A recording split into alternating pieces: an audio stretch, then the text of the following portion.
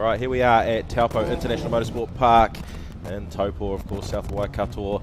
South Tony Gallo commentator, and joined with me, Steve Daniel. He is out on track at the moment. It's a beautiful afternoon here for the Link ECU DriftWars 2024. Welcome you all along to the live stream.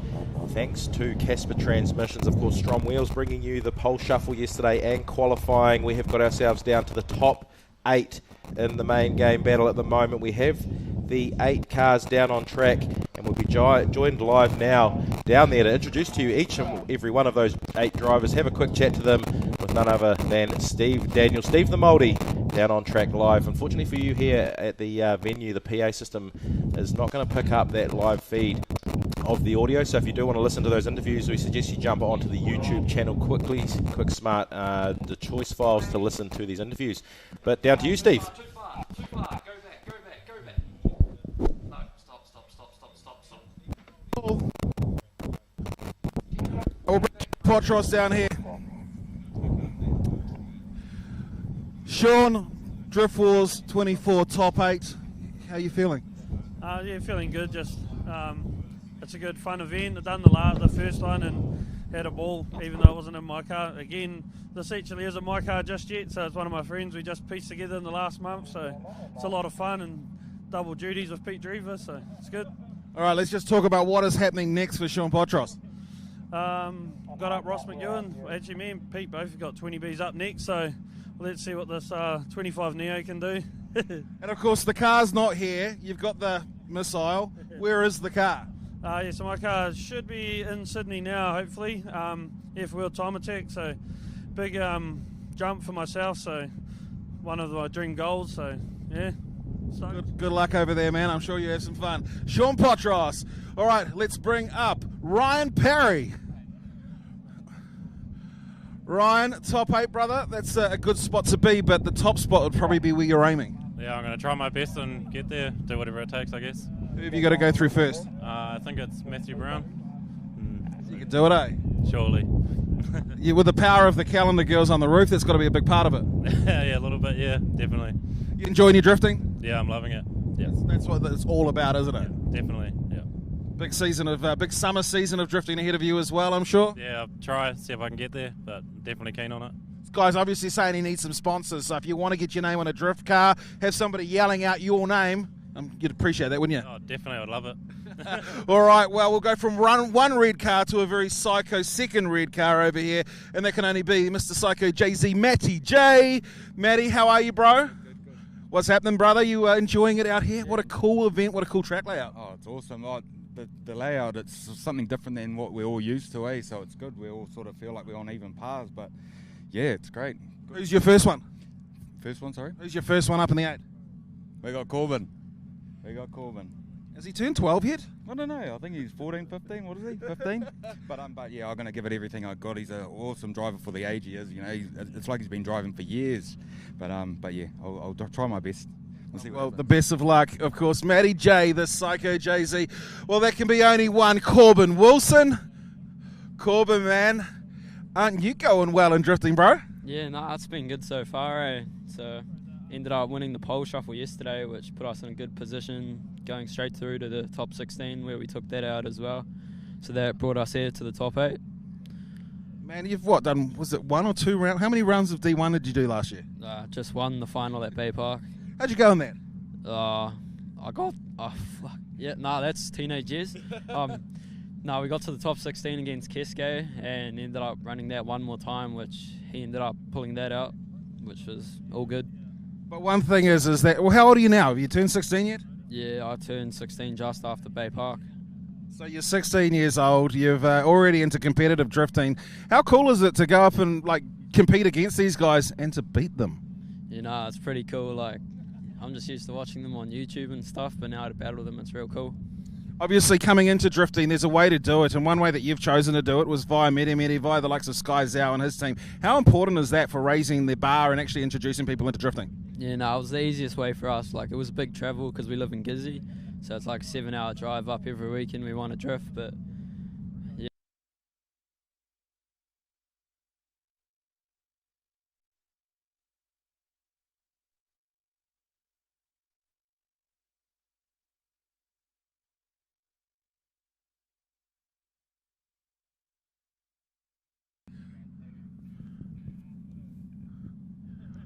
Am I hearing you can't hear me?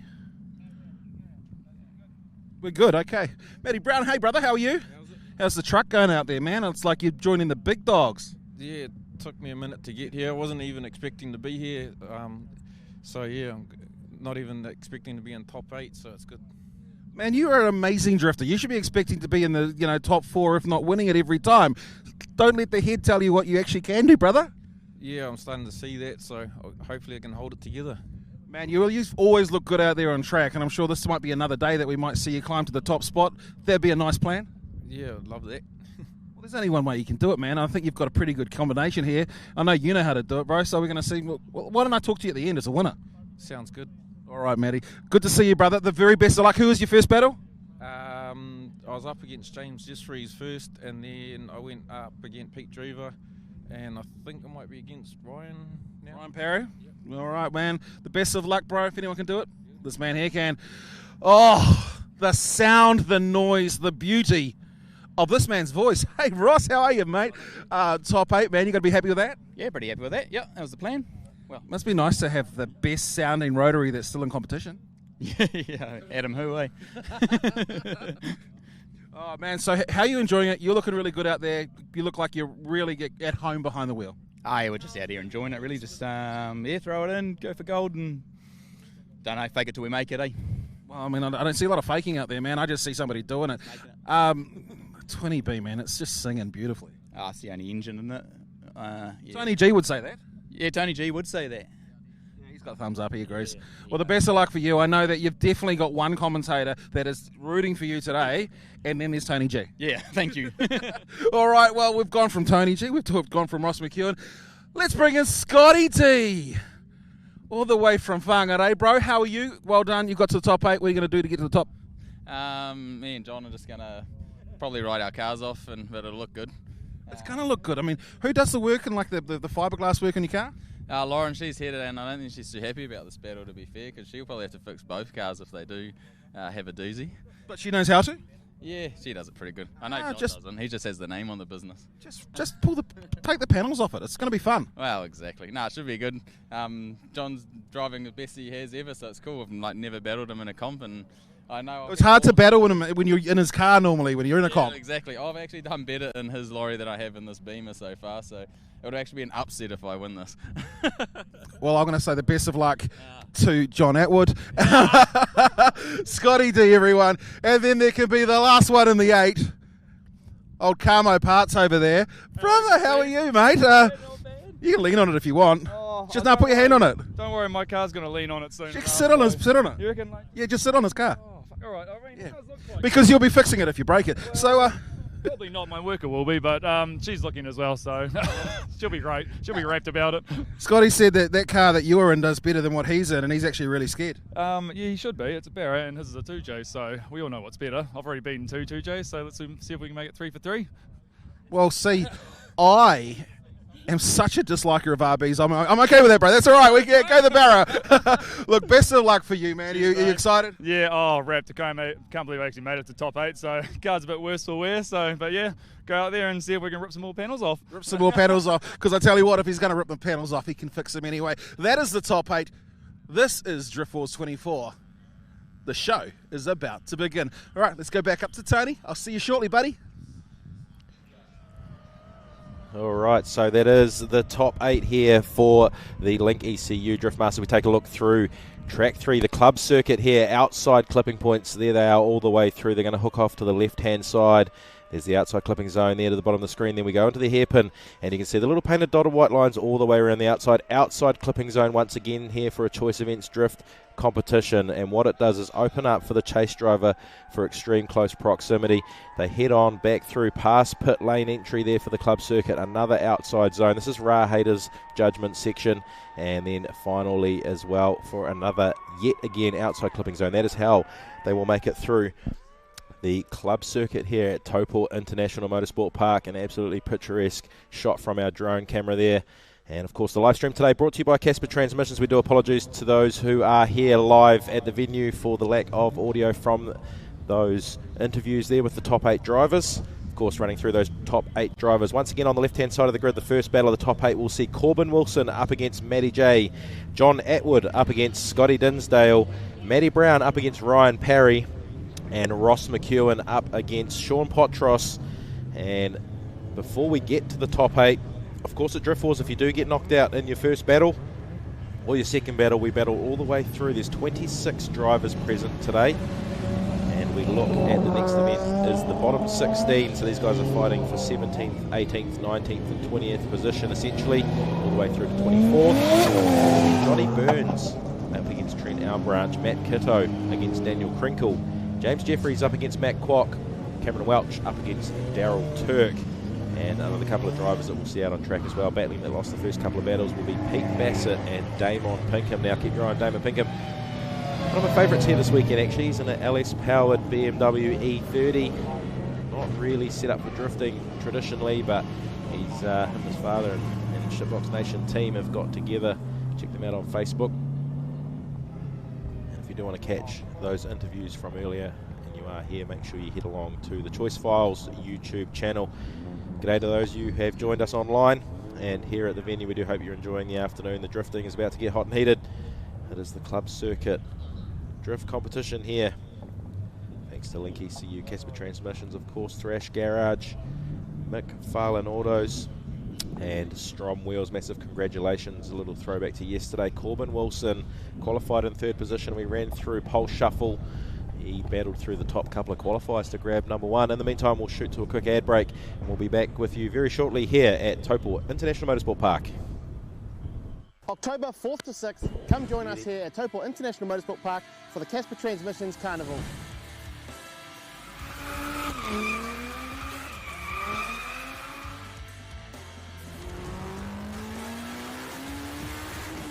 The event consists of cruising, drifting, roll racing, burnouts,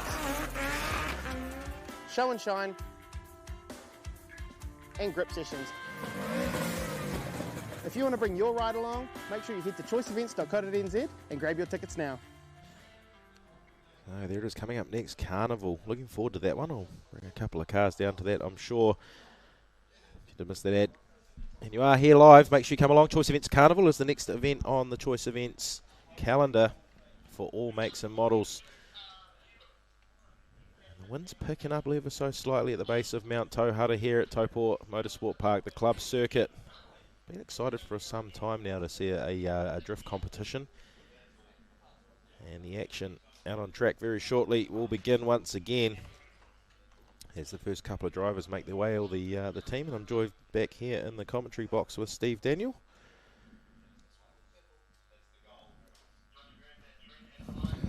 Hello, how are we? Yeah, good, mate. Good. Simon Lay's pinching in my chips. I don't think he could eat my ghost chips. You want a chip, bro? You want a chip? So, you're most welcome, Simon Lay. Help yourself to the chips that you weren't invited to. I would. Well, there's the pit area here at Taupo International Motorsport Park. Yeah, 26 drivers we ended up with. And we're dwindling them down to find first all the way through to 26. There's no reverting to qualifying or anything like that as far as finishing position goes. The hate is real. They've just gone up and put the screen across us again. It's like a divider. This is what's wrong with the world, there's division. Well, if that's the case, then I'm okay with it now. Oh, it's a beautiful day out there. It's it's got to be 32 degrees outside. You reckon? Not at Fahrenheit. all. yeah, Fahrenheit. 9/11. So the first battle on track, straight into it. Here comes Trent Albranch up against Johnny Burns. Trent Albranch is leading out. Johnny for the first half of this battle. And the Aldog Big Dirt Turbo coming at the back of that on the way into the hairpin. And the Max ECU S14 in behind in the chase there. Closes the gap right up as they go through the hairpin. Down to the final sector. That final sector is so fast as well. I don't think you give it credit for just how quick it is.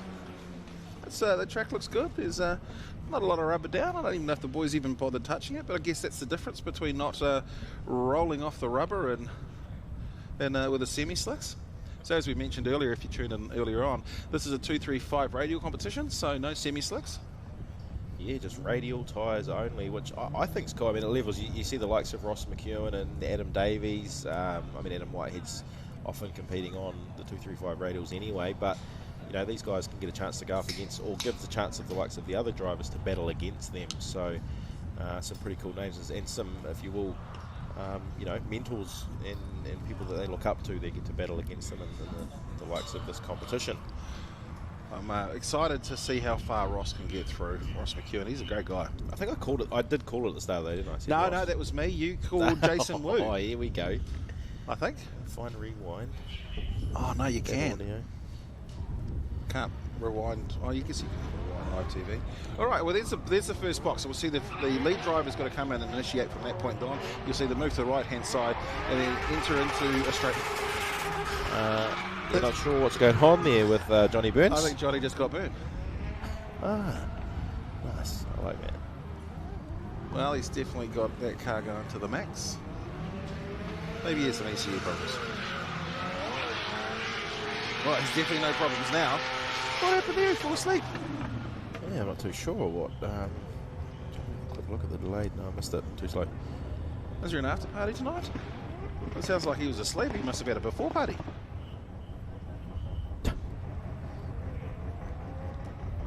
Let's just go back to that. So is there an after party? Should I just stay here and not do the total? I'll be DJing in town anyway. Which town are you? Are you in Taupo this weekend? Yeah, Taupo tonight. Dance club. I was working in a Tauranga last night, one of the bars. Anything exciting happened in Tauranga last night? I brought on too many security, and my boss said, "Steve, you brought on too many security," and I went, "Oh, you know what? I'll go home." Could have just stayed here. Yeah, well, I did think that. I thought what I drove home for and drove back for was nothing in comparison to what I.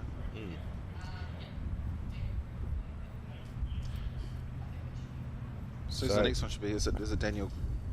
Yeah, Krinkle Daniel versus Krinkle leading out Matt Kitto. Matt Kitto.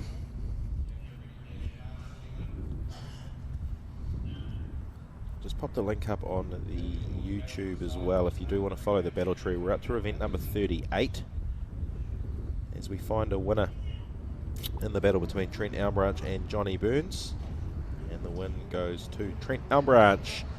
So he will battle on his way to hopefully get himself 17th or 18th position.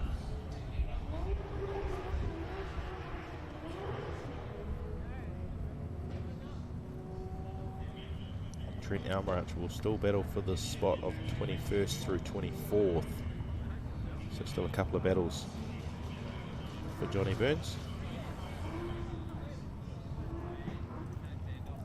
See, there was a comment, I think especially to you, from Bag Jay-Z.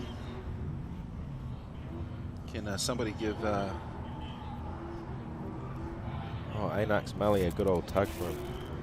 Hey, I don't know if he can hear us. He's actually, he's kind of the director of the whole event. He's the one that's making everything happen, when it happens, how it happens, etc. Well, I'll just...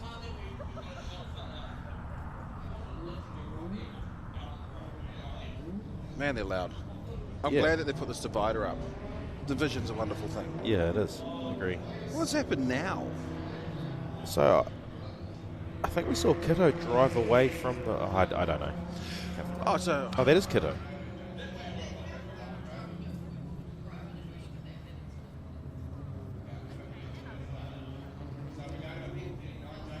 So I think what we should probably do is just go to event 39. So I'll make that decision and I'll get them to do that for me. That'll put James Jeffries up against Mac Kwok. Oh, that's going to be a fun battle.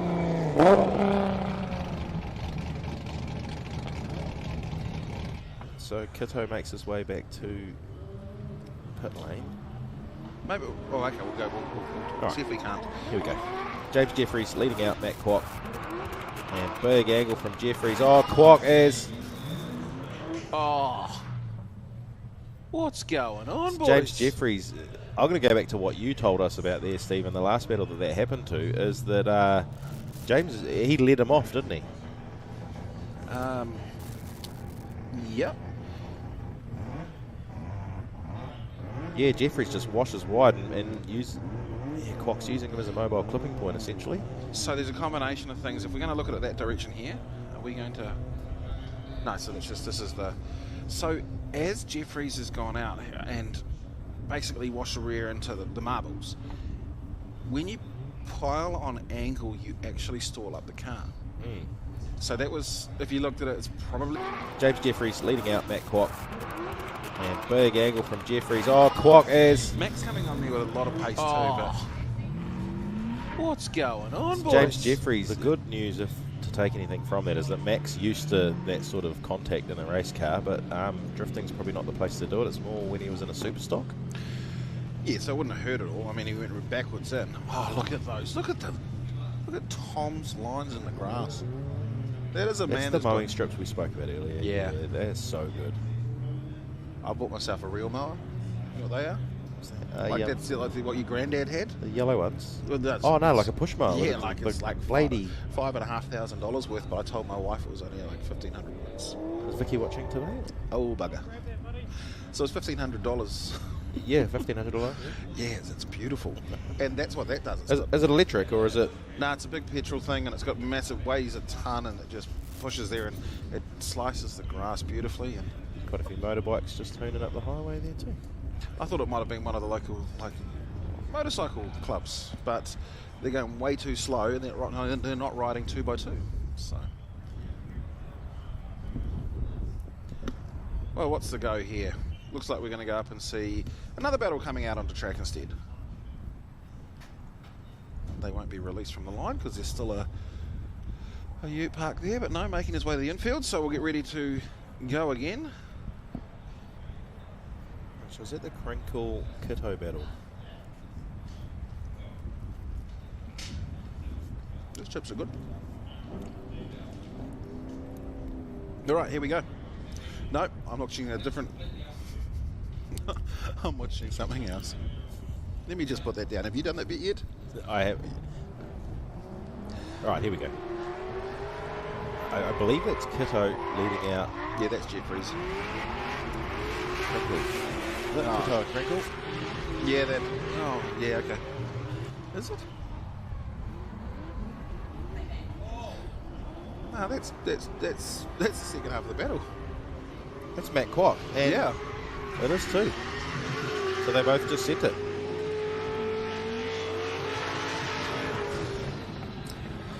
The commentators know what they're talking about. Absolutely. Yeah, you entertain the crowd for a moment. I will just go and ask a couple of questions. So that is, yeah, quite. Oh, his car's bouncing around on the replay a little bit there. Have some work to do on the left rear. If we can take a look. Where are we going? Take a look at the incident again, the crash. People like crashes, they like seeing crashes. Right, so here it is. This is where James Jeffries, he's just washed completely wide. Quack there, just nowhere to go. As Jeffries poured the angle on, and he let him off into the scoria there, Taupo scoria.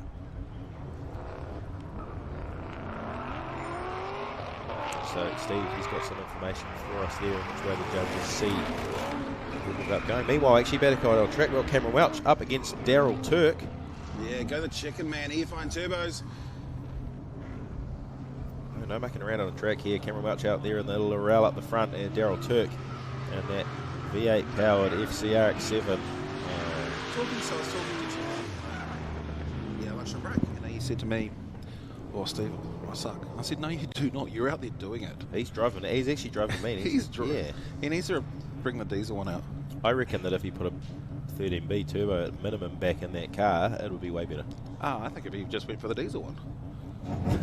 Just blowing smoke. So we've had a result obviously for the Matt Quack versus James Jeffries battle. So Matt Quack goes through for the win. Spoke to the judges. They kind of saw it much the same as how I suggested it to you, which was James was obviously sideways. He went off, but he needed to be accelerating at that point there. And although contact was made between them, it was deemed that was the cause by the lead driver.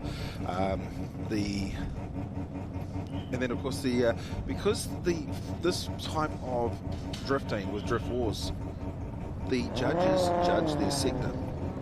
So the other two also said, well, we had nothing to judge off. So, yeah, which is fine. Here we go. All right, second half this time. Chicken, Daryl Turk leading out Cameron Welch. So the chicken man, EFI Turbo, it is Daryl Turk. And he is literally out there doing it. A good lead run here. Oh, problems from in behind Cameron Welch. And if he's saying he sucks, well, he's not very good at sucking because he's just probably won that run, I think. Absolutely.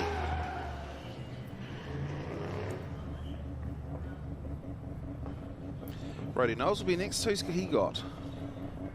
So Brody is... So we're going to move up the... This is a winner of the 9th and 10th. Yeah, so this is the bottom half of the top 16. So these guys won their 32 battle to get into the top 16, but they've lost their top 16 battle. So they will battle for 9th through 16th. Who came up with all this? Myself and Guy. Yeah, are you the brains behind the Excel spreadsheet you're using? Yes, I am. It's very self-explanatory, I suppose, if you will. It needed to be quite simple to read, which it's not really. That's for Brando? But it is. What's that? For Brando? Yeah. But it does. You had to have these little labels everywhere.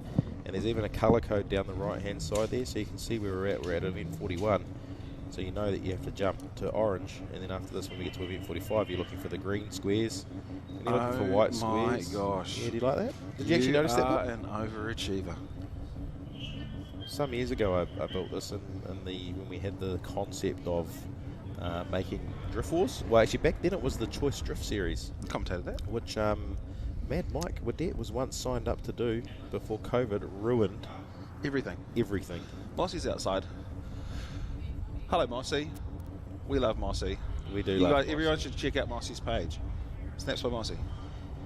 All right, so if you are following where we're at on the ladder, this is event number 41, and it is for the battle between 9th and 16th. So these guys won, once again, the top 32, but they lost the top 16 battle, but still battling for those spots. And it is going to be Jordan Grant against Rody Knowles. Rody Knowles, I understand, is hoping to take the giant leap up into the Pro Championship, the National Championships this season. Very well presented, the MTF Finance Cambridge S13 this week as well. Oh, dirt drop there, but problems in behind it. So it's only a minor deduction for Rody in the lead, but a straight line reinitiation from Jordan Grant in the chase.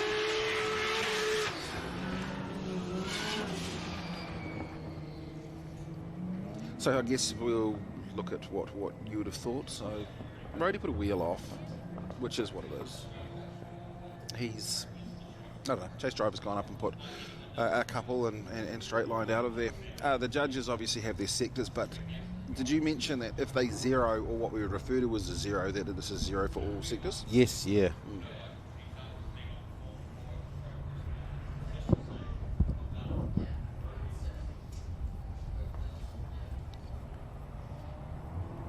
Come around for the second half of that battle, the bright yellow MTF Finance Cambridge car there.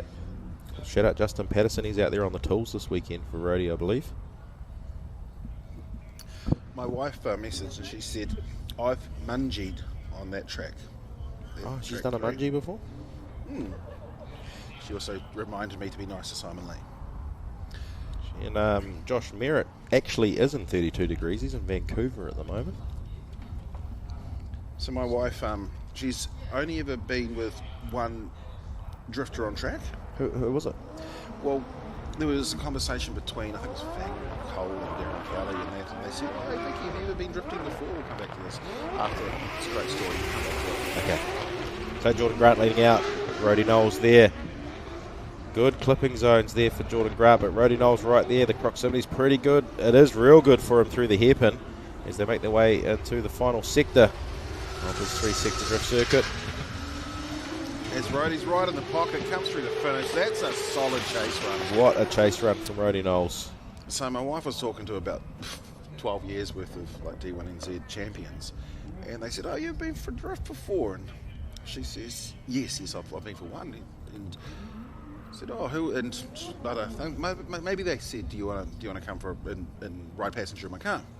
And she said, no, my husband said, as we see the replay up on the screen of this run here, and watch Brodie Knowles in this case here, right in the pocket, comes through and switches, and again, right on that rear bumper. So my wife, Vicky, she says, no, I've been with the best drifter in the world, Steve said. And he said, oh, was it you, Fanger? And they, no, was it you, Cole? She said, no, not me. Was it you, Darren Kelly? No, I'm pretty sure this is how it happened. And she says, no, his name was like Diego Sanchez or something. So yeah, Diego Saito. Diego someone? Yeah. Diego Saito. Ah, so when did you go for a ride with him? Right here, track 3. Ah. He had, I think he just got smoked by Nico Reed. And was that when Nico went all the way? Yeah, Nico's the man. Next battle out on track. I'm going to say that's Krinkle and Kitto. So this is going back to the bottom 16. So these guys didn't get through their top 32 battle, but still battling through. The best they can finish will be 17th spot. So plenty still on the line. And Matt Kitto. Do you go drifting, right passenger, with any driver in the world? Who would you choose?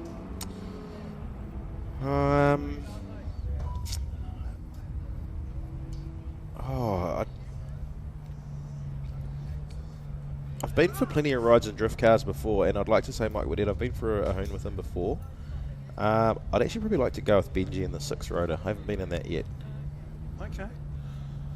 Went for a Kiwi. I mean, he could have chosen anyone. Could have said James Dean, but no. Yeah, no. But he doesn't drive. Well, on occasion, James has driven a rotary, hasn't he? It's all right. I was a toss-up between John O'Cartier or...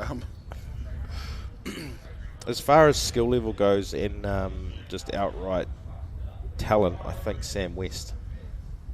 I've been with Sam West,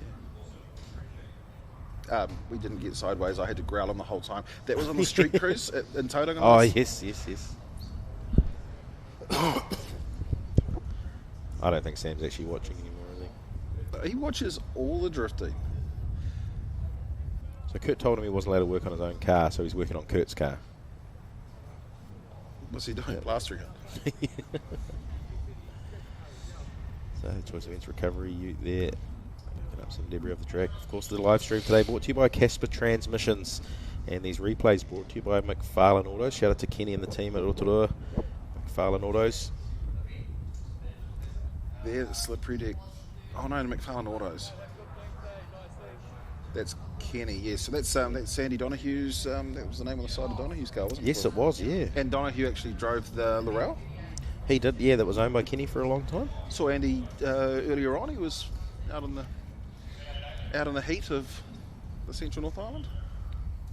Extremely hot outside at the moment. Glad we got the aircon in here. Imagine working here. Have you ever worked here? It was cold.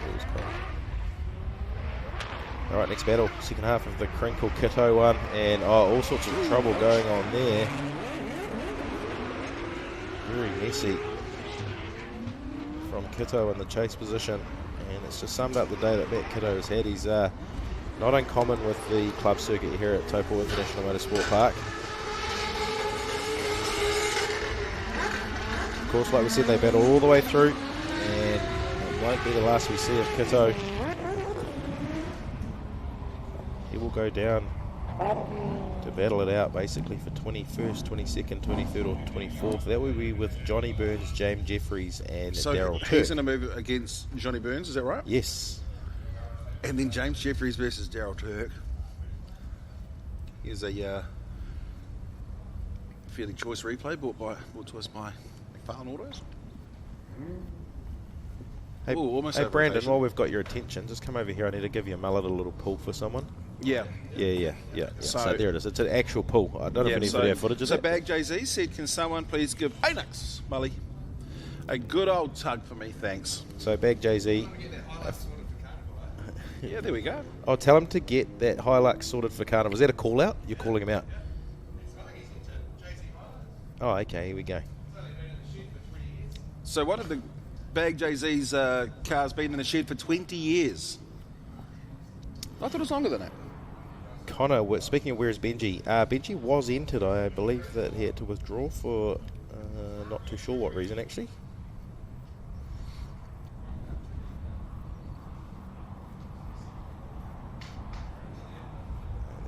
Mr. Maxwell down there. I enjoy that people in the chat enjoy Guy yelling at people.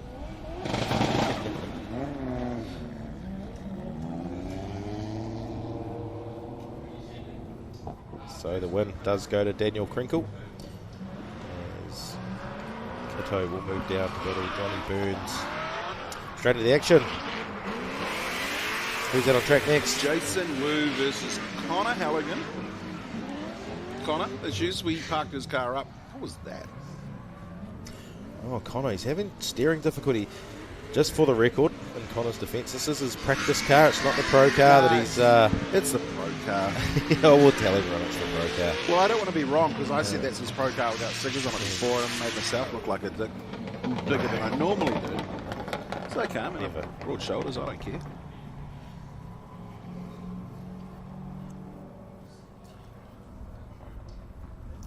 I think I'm just Jason Wu's biggest fan. Jason who? Wu. Woo. Hang on, I might get cancelled for that. I'm too old to figure out why you'd get cancelled. Oh, because of the woke society we live in. But that's only on, like... Oh, no, because you can get cancelled online too. Oh, man. So that Connor Halligan and Jason Wu come round to the start line again. You can see that box at the very bottom corner of the screen there. The lead driver needs to initiate through that. The chase driver doesn't need to, for the record. So if anyone's wondering why the chase driver's potentially sometimes late on the initiation, it's because they don't need to. See if Connor does it well here on Jason Wu. He'll cut off entirely his nose for the initiation. Then Jason will initiate into the first outer zone there as they make their way into sort of a dip all the way down and towards the hairpin here at Taupo Club Circuit. Pro driver versus a pro sport driver. And, oh, he just got taken off the track. Come on, Connor. Give a nice lead. Jason Wu, come on, get on that bumper. Tap him going through, it'll be fun. Jason Wu's going to do enough there to pick up the win.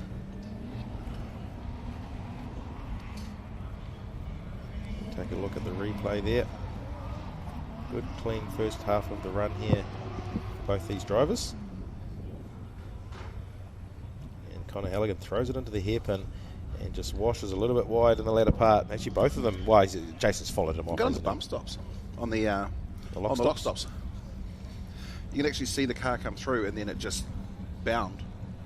That's what Connor was evidently having problems with. And earlier he qualified 5th yesterday, good qualifying run, and got a bye through to the top 16, and unfortunately lost against John Atwood due to some steering issues.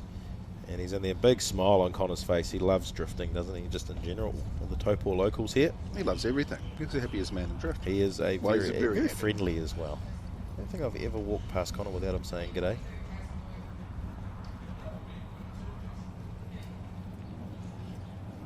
Oh, I found something to say. I thought of it all by myself. Event 42 for Jason Wu. Okay, that's what they said next door, but they're behind the screen, so... Next battle, straight into it. Adam Davies and the 20B Sylvia up against Pete Drever driving Sean Potros's missile here.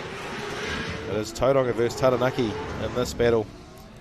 And as Tony would say, if religion was drifting, it would be that motor under the bonnet of that car that leads out the way.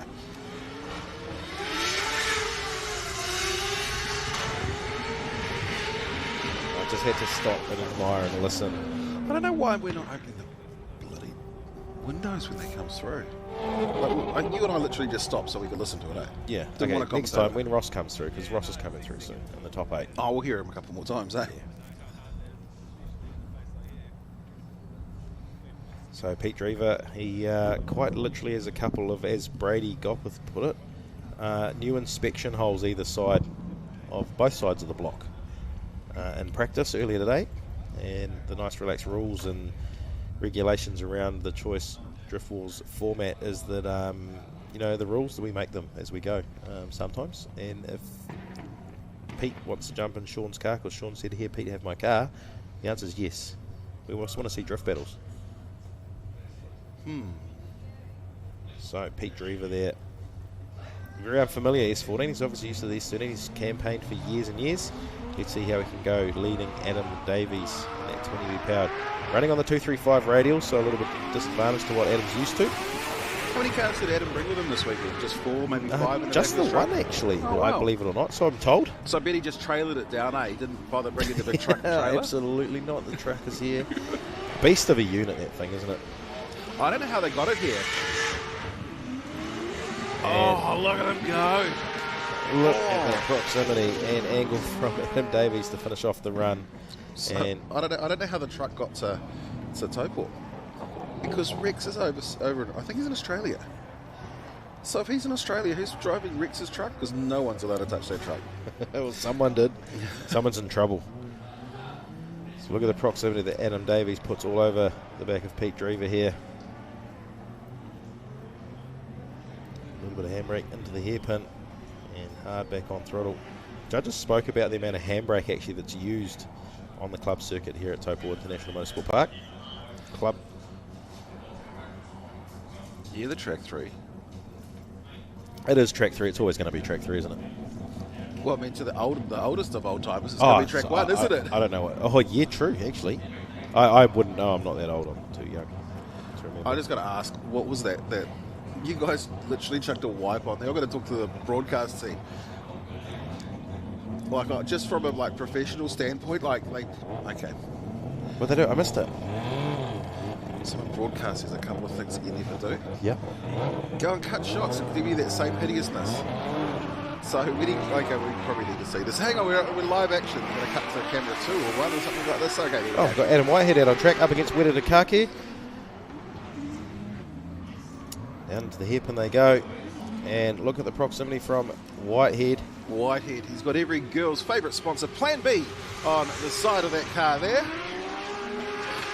And doing a great job there. What a chase. What a lead run, of course, by Wedeta as well, to allow Adam Whitehead to put on that chase too. Speaking of Adams, Adam Davies picks up the win against Pete Drever in event number 43, so he remains in the battle for 9th and 10th position. I understand the judges said it's nothing to do with the driving, it's just because they love the sound of his car. I hope so. Well, if they're going to put the screen up, I'll make up stories. It's quite crack up actually, just looking at a whiteboard. Let's build a wall off there. Straight down. Trump said he'd build a taller wall. Mexicans said they'd build taller letters. Work with a Mexican? He's hard working. Alright, well, it's the second half of the battle time now. We must be, event 40, what? 44 out of 80. So make sure you head along to the Choice Events, or the Choice Files YouTube, and we'll... If they hear you, they're already there. True. No, sorry, the people that are here, they can get the link to the ladder, yeah, sorry. I'm so sorry. That is the direction I was going for. What a wanker I am. Adam Whitehead now leading out the second half of this battle up against Vedetta. A little shallow on the clipping zone there, but gets through. Tono Carltea, welcome to the chat, mate. Who's Connor's car? He sucks. That's actually his practice car. Or we'll Is that go my with son? telling... Hey, that is my boy. He put that stupid wipe on before too. Good to see my son, John O'Cartier, is out there on track. He's just been overseas. Really thought we might have seen him get himself engaged. No. Didn't happen. Love my boy. Very proud of him. So we'll take a look at the replay there. All Vedetta. Decent correction there on the way into the hairpin. You got to sort of admit when you see all those clouds of smoke coming off the back end of an S14, the rear of them looks so good when you can't see it. Ruthless. I like it. All right, let's get back into it again as we straight out there. Into the top 8 we go. Corbin Wilson, your number 1 qualifier, up against Matty J and the Psycho JZ. And look at the battle we've got on our hands here. Corbin putting on an absolutely amazing lead run. Matty J, the proximity's right there for that. Oh, what a great run, great chase. So he's 16 now. He is 16. He's 16. Okay.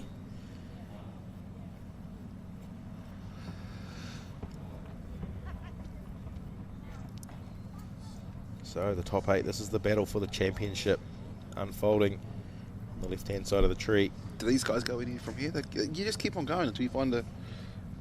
Yeah, so even if you obviously win the battle, you're in the top 4. If you lose it, you're still battling for the top 8. So 5th through 8th position still gets battled for. It is event number 45.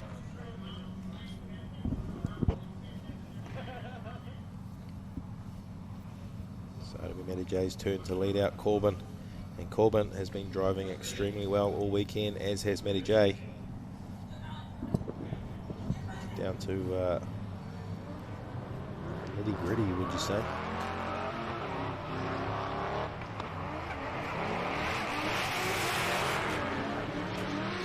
Nice and aggressive driving style in the chase position from Corbin here.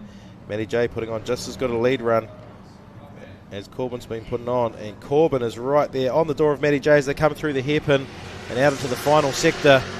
And shallows up as well. Look at the proximity from Corbin Wilson on Matty J's lead run. How is he 16? Like, how can you drift like that and be 16? How can he be that good? So we'll take another look there. There's the perfect initiation from Matty J in the lead position, putting on a good lead run for Corbin to be able to chase here. Throws the angle on, and Corbin is just right there with him the whole way. What do you reckon they're going to think? Do you think we're going to see a one more run? I hope so. So now one more times as well for the record. Oh, no, that's still swearing. You know, let us swear on. Let us say that OM other one. But one more run's okay. One more runs.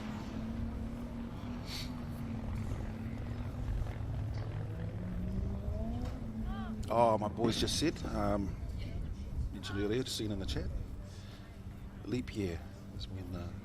So the leap year is when the female can propose to the male, is it? Is that a traditional thing? Yeah, so he's going to wait another 3 years. It was a leap year this year.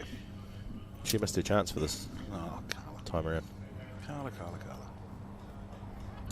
Of course, shout out to everyone who is tuning in on Facebook and around the world. Let us know where you're from. We can't throw hearts and angry faces and stuff in the chat, can we? No, but I think you can make... Oh, you can. There's like hundreds and I parties. think it comes up for everybody. Nah. Anyway. This is the battle. This is the battle. This is like Bay Park with Sam West going, if I don't win it, I want to write my car off. So you think John Atwood's going to stick it in Scotty D's door? Or Scotty D are going to tear some panels off. So these guys are extremely good mates, yes? Oh, they absolutely hate each other. No, they're from Whangarei. Ah, both from Whangarei. Almost right everybody in Whangarei loves almost everyone at Whangarei. Come on, this is the battle. This is like Gaz versus Fanger. Only it's John. I was like, where's this going? What are we going to hear? Yeah, I was like, nah, I mean, I'll say something stupid. I don't want to offend eight years of national champions at Gary the Goat and Fanger. How incredible is that, though? So how many championships has Whangarei won? It's ridiculous. Anyway, here we go. Let's see these panels get torn off each other's cars. Scotty's going to stick it to him. Come on. Come on, Scotty. You don't reckon the Barra's just pulling away using the power and the force like Luke? John Atwood is just eyes on those clipping points. Hit him. And we're looking for contact between these two drivers as Atwood has put on the lead run of his life and has filled every outer zone. Do it now. Scotty D's chase right there with him. Oh. As we have a result. That was disappointing. That was disappointing. We need to bring them round.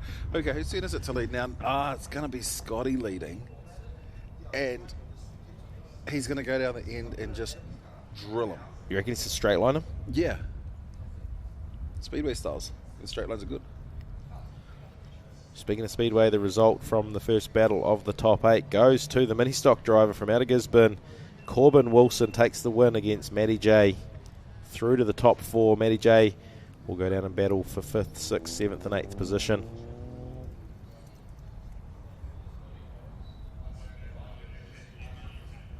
All right, this time.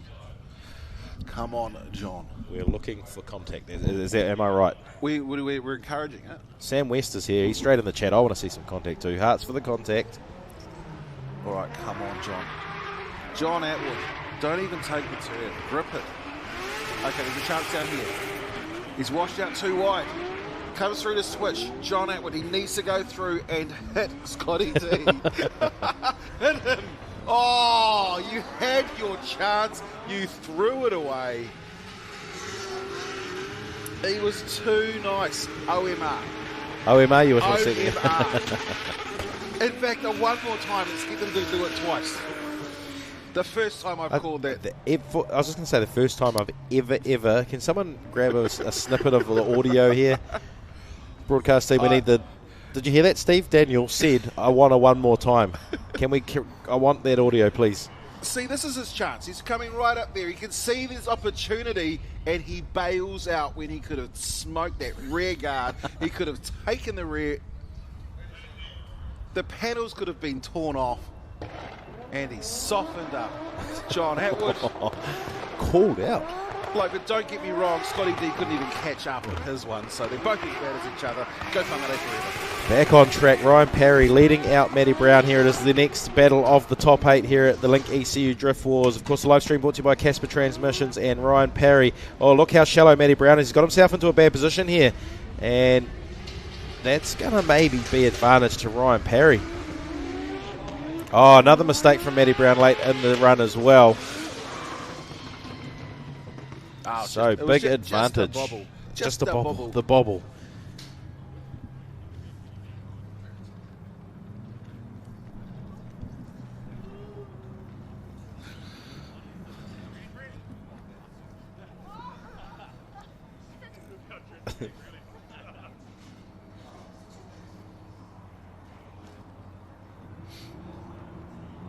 So we take another look. There's a late in that run.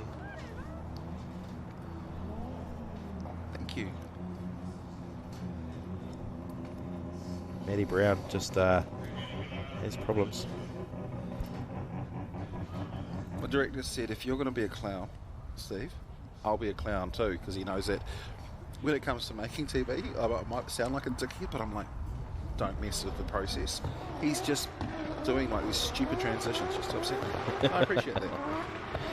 All right, Matty Brown leading out Ryan Parry. Ryan Parry just needs to always got himself again.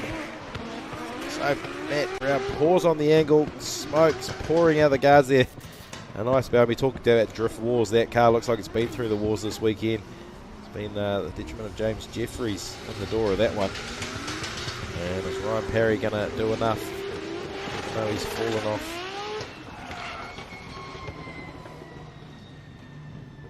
And is it enough to take the win there?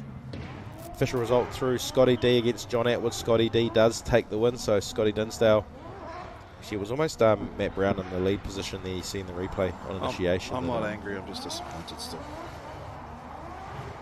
You wanted contact, didn't you? Nah, no, I wanted to see them just bull. So Corbin Wilson and Scott Dinsdale. What a battle that's going to be. I'm looking forward to that one already. We'll see that for event number 63 of the day. We're still in event number 47 though. That's that funny sounding car. And it is the potential champion of the day. How great are the crew here at Taupo International Motorsport Park? Hayden, George, oh, they're great. Nothing on Tom. Mark's a great guy too. I'm just looking at the drone shot again of Tom's mowing lines. Bring back Marty. Marty's on holiday. He's doing like 2 or 3 days a week now. Yeah, he's cruising. Just cruising. On the line it is Sean Potros up against Ross McEwen. And Potros will lead out here. There's the initiation. Look at Ross McEwen there looking for proximity. Sean Potros has put on a bit of lead run to start this than Ross is doing in the chase. So Ross needs to put the pressure on Potros here late in the piece. Gets around the hairpin and look at the line that Potros is putting on here.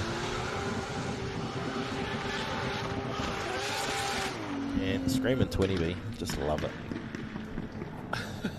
Every time him and Adam have come around today, I have literally just stopped talking, taken my headphones off.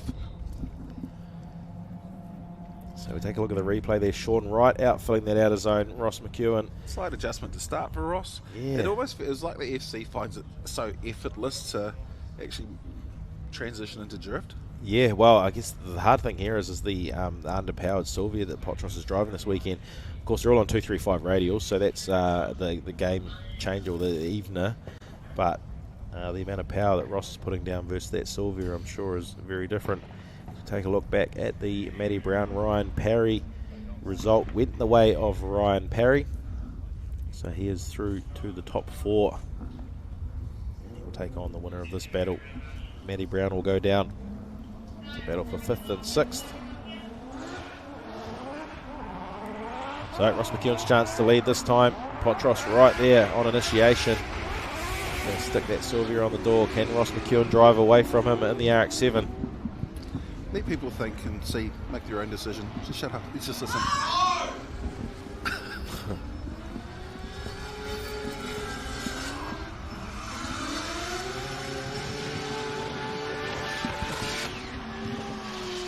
One of the people next door are quite loud, aren't they? Yeah, the spotters box, someone's not happy. Oh, there's a sign saying no spotters allowed in here.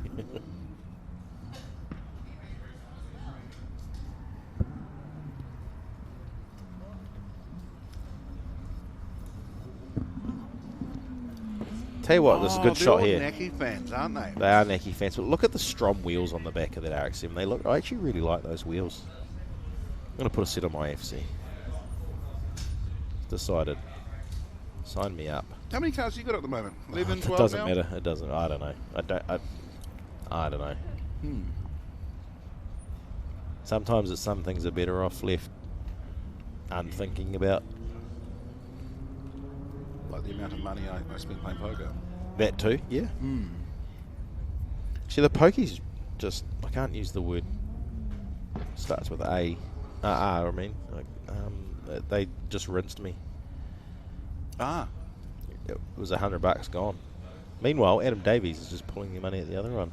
I shot a video down in Wellington the other day, and I told a guy just chuck some money in, go max bets. I hit 8 I spins. saw that, yeah. Oh, you saw that? Good video. My video with Mr. Hemi. So, oh yes, we get to hear a 20B again. OMR. Ross McEwen, one more run. I'm pretty sure I heard them make a decision, and then Anux was like, nah, nah, it's one more run. So they don't make these things up. No one believed anything I say. It's a Mitsubishi and a Toyota out there.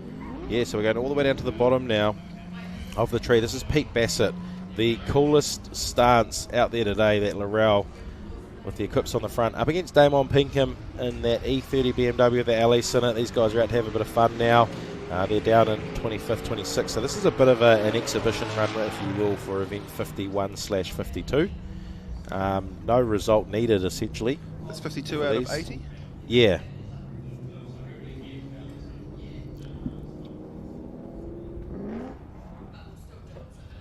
Shout out to my daughter Mila, who listens to and watches more of me doing my job than what my wife does, and my wife always gets the one that gets talked about. Here's a question for you. Yeah. Do you hate listening to you? Like, do you go back and watch yourself or listen to yourself? Never. Yeah. Okay. I'm glad I'm not the only one. I can't. Yeah, I couldn't. I just wouldn't want to. So I never listen to myself. Because I hate the sound of my own voice, which is, I know everyone out there, yes, this prick over here doesn't shut up, but I can't actually stand it. So what my beautiful wife does, and my beautiful daughter, is they watch and listen to every single thing. And when I make a mistake, they're like, is that a tired mistake? Is that because Dad's a dick mistake? Is that a whatever mistake? They will note it down. They'll come back and say, in this part here, 14 minutes and 32 seconds in, you were a dick. Tell you what, I'm open. Yes. There's a pass there, and Damon Pinkham throwing that pass E30 with a slow 30. Okay, reference to the number plate. Who did that to somebody in That's one of my favourite things ever, was the pass that Cole Armstrong made on Bruce Tannock. Yes. And it was in the final. Poor old Brucey washed out way wide, and then old Undertaker. The other good one was Carl Thompson. Was it here at the Choice Drift Series? Did he pass someone? Probably. Was it not him? No, I can't remember. Was it Carl? All right. Either way, the stance of the day goes to Pete Bassett and that Laurel.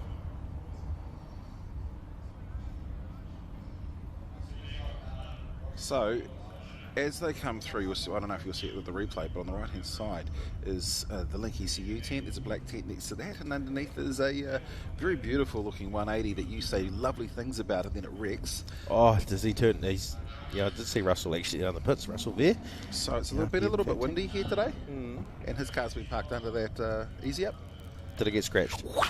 Easy up in the air. So it's scratched again. I don't know, but I don't think it's scratched. I just wanted to go up and go, oh, make you go, oh no, it was my fault as well. That thing's beautiful, that car. What was? No, it's back looking beautiful. Yeah, that's good. Oh, it's incredible. I even went over to his door and I was like, do I kick it here? All right, one more run between Ross McEwen and Sean Potros. Ross McEwen with a big mungie on the way into the initiation of the section. Here comes that screaming 20B.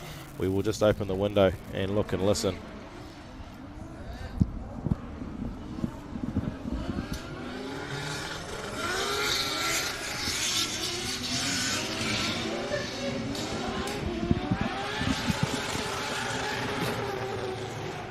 It sounds so good.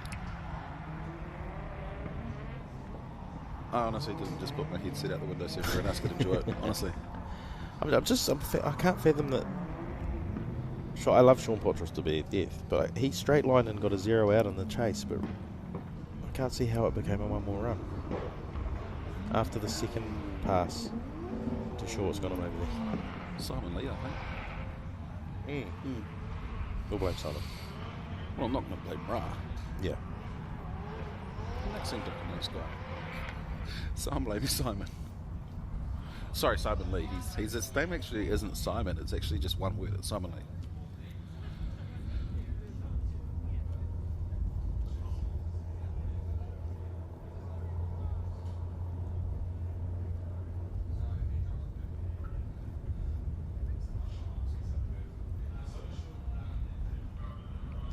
Deliberation, that word. So it's two nosy commentators saying nothing so we can eavesdrop. Yeah, that's why we're so quiet. Yeah, the reason we're not talking is not because we have, don't love the sound of our own voices. It's because Scotty D's just checking to make sure his phone's on charge.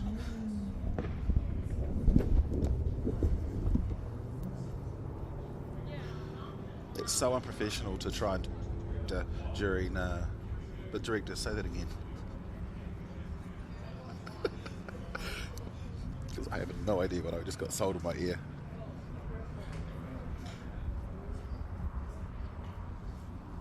I think my director said I have to throw to an ad after this run.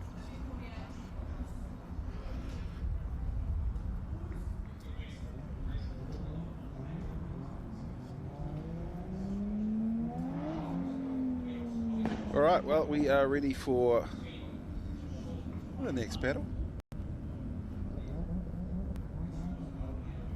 Okay, so we'll just, maybe I could put my headphones just across behind this little wall here so we can hear everything they're saying. So the judges are currently arguing with each other about the results, deliberating with each other over the results.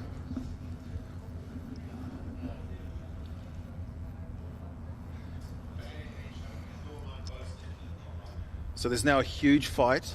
Simon Lee's just thrown a punch. Ra Hader's just dropped the people's elbow. And Nick's acting as a referee. Anux has gone up and reminded them that Sean Potros is from Taranaki. Okay, well, just a big slap gone across Simon Lee's face. I don't know. Let's throw to ads. We'll come back to you in a sec.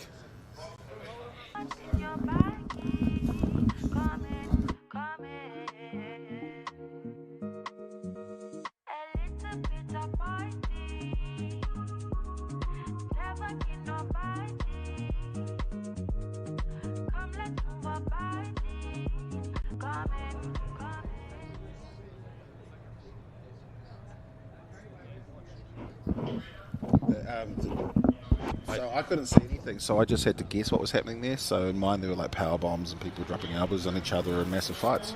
Is that what you heard? Well, that's what I said. I'm still admiring the strong wheels. Oh, those strong wheels are amazing. Actually like them. Meanwhile, out on track, let's go back to the top 8 battles.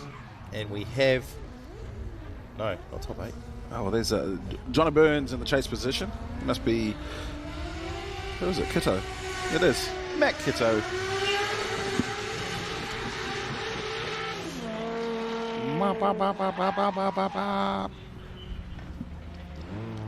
Can you tell us anything? Got anything to share?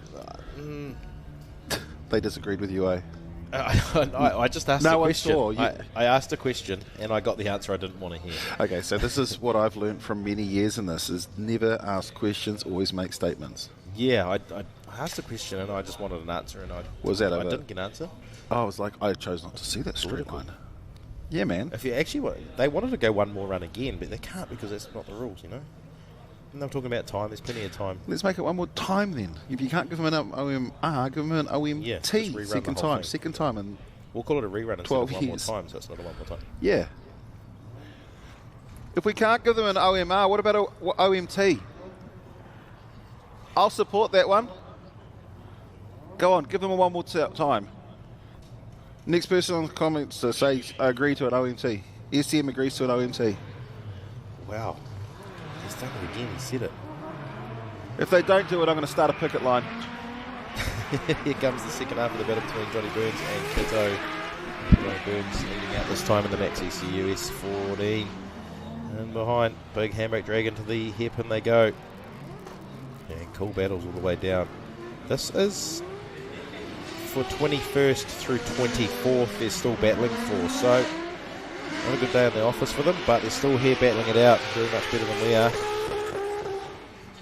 And big munchies out through and into the later part of the circuit. So we're looking at a battle. So it's 21st, 22nd, 23rd, 24th. And it's Johnny Burns, Matt Kitto, or James Jeffries and Daryl Turk. The winner of each of these battles will go through to battle each other, and the loser of each battle will go through to battle each other. Go chicken.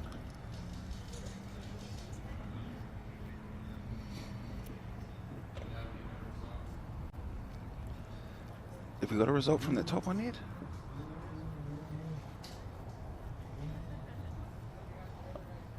I'm not sure.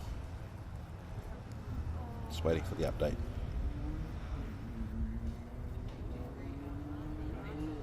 Maybe we can... I thought that hang that on. car What's was this missing. one? Oh, that's you hovering over there, is it? Oh, I thought they're moving. I thought we were live watching somebody about to make a change. So what, does Sean go through top 4? Sean Potros takes the win against Ross McEwen. Into the top 4 would be up against Ryan Parry. Me, because at the start of the day, I said Sean Potros to go all the way. Well, I'm pretty sure I said that Ryan Parry was going to win. Being from Rotorua and that beautiful sounding RB. What cracks me up about Taupo Motorsport Park and drifting is the freelancers that line up along the road over there. It's only like $20 to get in, man. Come around. Just come and all that one around. Anyway, back on track. James Jeffries up against Daryl Turk. Chicken from EFI and Turbo. Chicken, one of the loudest men in the world of drift. He doesn't have to tell you that. You can hear him.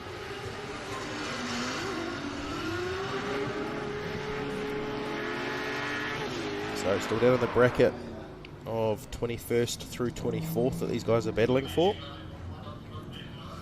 So this must be rookie. Yeah, it is. It's James Jeffries. I know this is a replay, and this car has got one of the biggest motors. That's got an RB34 in it, and it's a monster. And is Chicken tuned that car?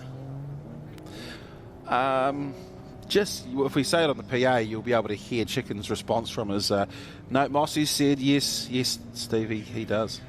So yes, Tony. Chicken does tune that. Ah. That's why the engines never let go on there.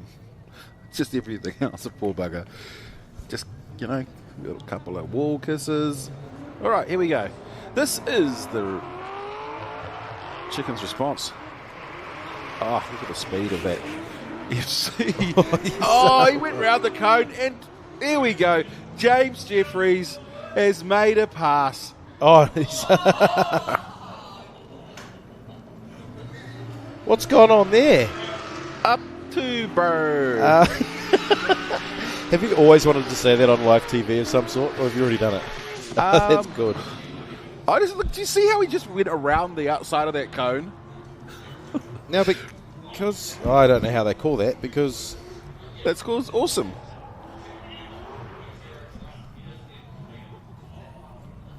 So I know the rules, which is Chicken went off. So because he pushed out wide and went off outside of it, he zeroes the run. So it's actually James not is the chase driver. He doesn't have to complete. So because Chicken zeroes the run, it voids James's chase. Yeah, okay. So he didn't have to finish it. Nah, but he wanted to pass anyway because he's an overachiever. Yeah. Yeah, so he effectively could have backed out of that run as soon as he saw Chicken go way off. I reckon I should ring Chicken and just say to him, hey bro, you suck. Pushing it to the limit. Alright, so that is event number 54 done and dusted. We're going to move back up now into the bracket for 17th through 20th. Those 4 spots up for grabs. It's Trent Elmbranch up against Daniel Crinkle. No. That's Cameron Welch on the line and Matt Kwok. Yes. That's what I say to my wife because she talks to me sometimes. And then she looks at me and I look back and I'm like, I mean, I always know what she says. I just say yes. Yes.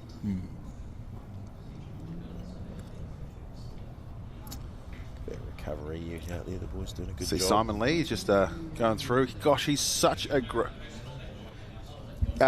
so we're just talking to Simon Lee, and I think I understand this because Chicken's gone out wide, he's gone off track, that voids anything from the chase driver. Yeah, so it would have been the opposite direction. Okay. As a lead car, but he's not the lead car. So that's what I said. Yeah, exactly what you said. So we're looking for ever so slowly the finals, I guess, of each qualifying or each finishing position. See young Cody Lynham there. He's doing the mahi. Good. Those kicks are way too nice to be wearing out there while you're doing recovery. Man, I've seen some nice kicks out there. I mean, I'm not a sneakerhead, but I know what nice kicks are. And there are some. Hang on, what are you wearing? I'm a simplest. What have I got on? I'm MX 90s all day at the moment. Got too many pairs of them. It's like me with my Pumas. I think I've got about 12 pairs of Pumas. MX 90s, you know, like if anyone wants to. I've even got the sandals, the scuffs, thanks to Sam West. He's got a pair, and I saw them and tried them on once, and I was like, I'm going to get me some of those. So I got me some of those. Yeah, you're way too barky, I guess. Because I would have tried on Sam West's and gone, yeah, they're nice. And just taken them. And then Sam would have had to get new ones. Ra's wearing MX 90s too, actually. Ra's always got he's got some good kicks. Oh, looks like the judges are well aware that you need to energise in order to keep your brain fresh. So Ra's just having a cup of cake. Do you want one of those, Tony G? No, I make better decisions. I'll have a banana. Oh. Merci beaucoup, monsieur. He said leave them there. Yeah. Half by cuz. Oh, Simon overheard that. He said, want me a banana? Thanks, mate. What's not to love about Simon Lee? He was a bit dusty this morning, eh? Oh, poor young fellow. All right, well, I'll talk through because Tony's eating a banana. Oh, go the L Dog. So Cameron Welch in the glass group, L Dog leading the way. Smooth to run at the moment, just reducing in speed. He might have actually boxed Matt Kwok, but they both kept their foot on the gas. And Matt Kwok will try to close the door. And that's some big speed. Oh, slight correction, a slight adjustment. They come through to finish. And of course, we mentioned earlier on, this is on 3 sectors. You've got the first sector, which comes from this point here and basically finishes it there. Then we've got the second section. Just waiting for mate.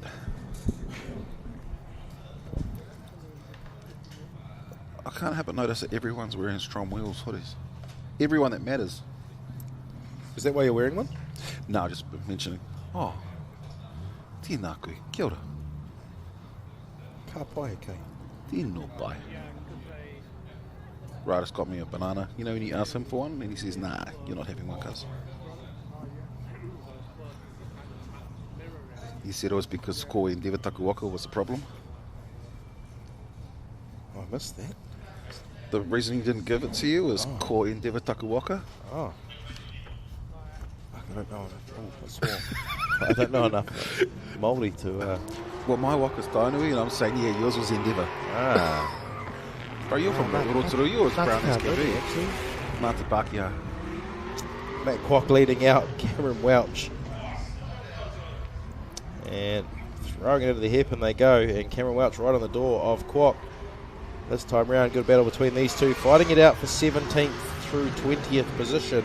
Oh, the poor old chase driver, he ran himself out of space. He was so good on the chase that as they came out of that top turn, and you'll see he's right on there, he's keeping the hammer down, comes through and switches, everything's really cool at this point here. Again, goes through at this point, but what he actually does is he keeps himself in the pocket, and he basically at this point he's actually runs far forward, yeah?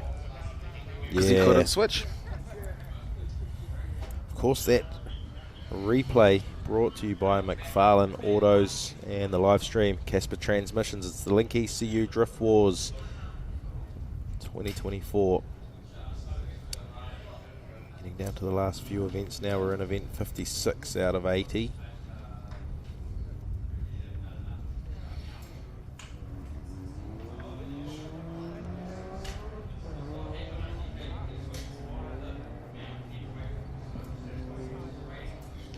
Just listening to the judges. Are they saying what you said? Of course they are. Yeah, absolutely they are. I don't know, I'd probably give that to Mac.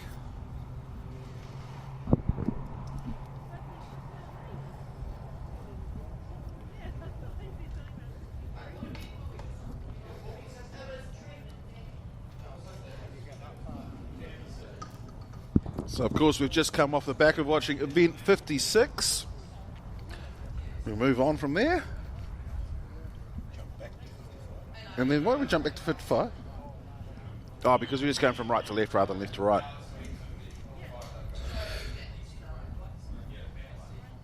I just heard confirmation that no, hasn't been confirmed because we haven't seen it occupy a space. But Mac's about to win. You haven't heard it here first, but Matt Kwok is going to take the win, I think. And that's going to put him into a position to battle for 19th and 20th place. No, 17th and 18th. But here we go. We'll go up and... Trent Elmbranch, Daniel Krinkle. Elmbranch, another Laurel out there. Love the Nardo grey colour. Fan of that. And Krinkle and the JD Roofing Sora doing a good job there. Closing the proximity up. Almost locked himself out as well. Can get back up on the door. And a good solid lead run there from Trent Elmbranch. What's the limiter too?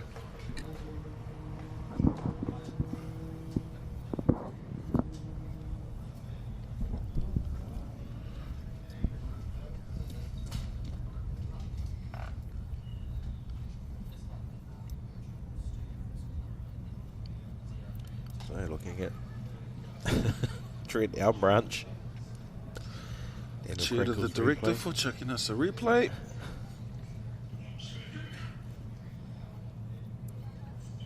I thought that was you directing for a second there.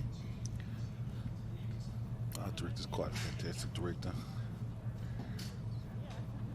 Give us all the information we need. Oh, this guy called Alex on the YouTube chat wants to see a one more time between Daryl and JD. I agree. Not an OMR. One more time. Any excuse to bring Daryl Turk back out on the track. We will see Johnny Burns and Daryl Turk go head to head. Yeah, no, I'm okay. Like, we can do 12 OMTs at that one. And, just go till you blow. We'll see Matt Kitto up against James Jeffries.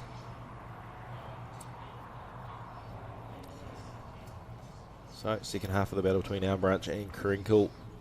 It will be Daniel Krinkle that leads out Trent Elmbranch this time around.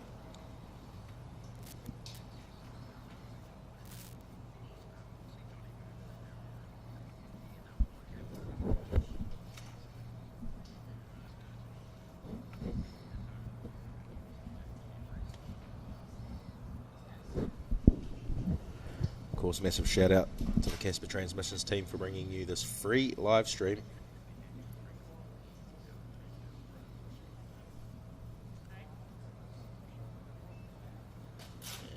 And Link ECU, the naming rights sponsor of DriftWars 2024. Of course, Strom Wheels, they brought you the all problems for Krinkle.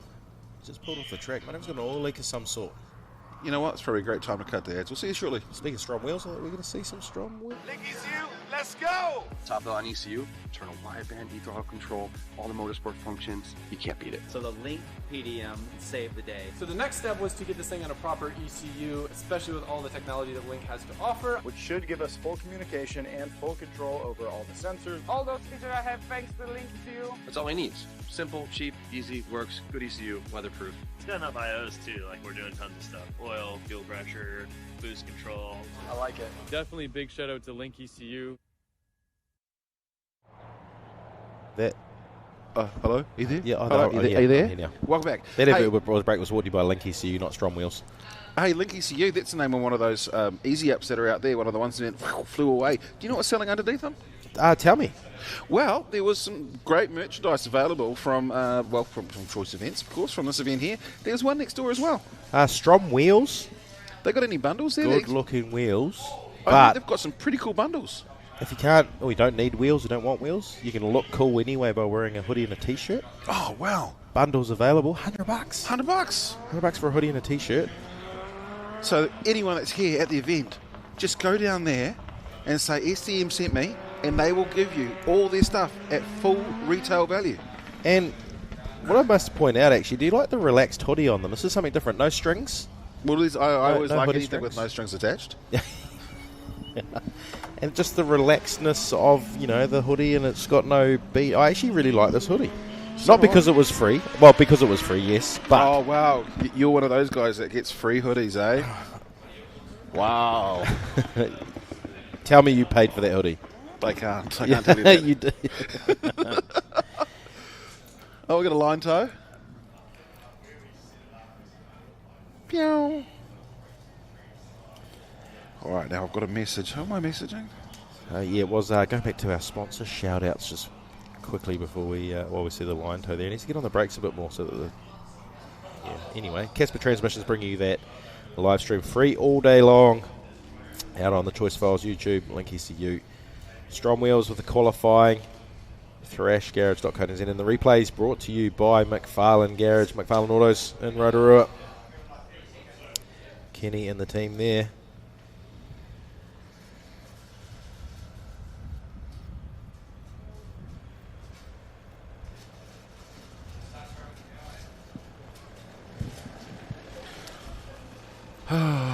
This time we're going to get a look at the Strom Wheels, I think.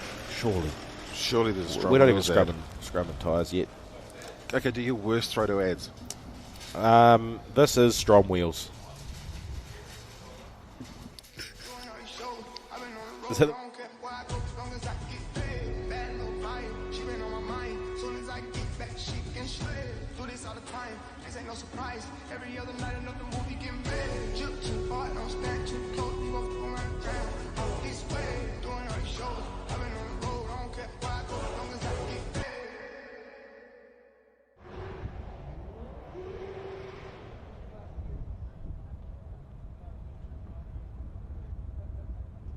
I've got to be unmuted. Welcome back. The most unprofessional commentary team that you Professional. can get today. If alternative commentary hits drifting. On a 0 to 10, how bad was my throw to an ad? Nah, because I think that's epic. I always get in trouble for like throwing too quickly. They're like, Steve, like, we really need to throw to an ad. Here's a segue to an ad. Like, done. That's what you wanted? So on the line we have Connor Halligan. We're going to do the whole, like, final build-up? Oh, we have to. Yeah, you're doing that. No, then I'll throw to you. You call the up. Yeah. That's like the one I'll build it up and then throw it. But there's, you know, the best thing is when you build it up, you've got it all exciting, and then you've got, like, say, Cole Armstrong on the line, and we've got Drew Donovan, and it's the final at Bay Park, and we talk it up, and we get ready, and we send them, and Drew's in reverse and just goes backwards. Oh, is that what happened? I don't remember. Yeah, that was a couple ago, and I was like, no. And I, like, if I'm out of, like, say, microphone in hand on the line doing it or something, I'll leave it there. I'm like, that's the last thing I'm saying, and then they're like, okay, do it again. I'm like, how am I supposed to do it again? You can't, yeah, it's not the same the second time. Here's a drift. That's how I feel when I hear one more time. OMR the world. So, of course, one of the cool things about the OMR is that it's immediate, and it's on the same set of tyres. So one of my sort of pet peeves with OMT, and especially in like television broadcast drifting when you're time dependent, is it takes about 12 minutes to return a car back to the pits, get a new set of tyres on. Fantastic for people who love drifting, but when you have to meet a time deadline on television, it absolutely sucks. And then we saw, like, say, one of the rounds that we had last year, 7 of them happened, couldn't congratulate a champion. No, that sucked. So anyway, here we are, Casper Transmissions, the name on the side of the live stream of DriftWars 24. So Connor Halligan here in his practice car up against Jordan Grant. Good to see them out here. And Connor pouring on the angle. He's going to get himself in a bit of trouble here. And was it a reinitiation? Nah, it wasn't a reinitiation. It was just correction. Big correction. I just think that car really struggles to get on the... Like, yeah, it's just steering problems in it. Just on lock and stop.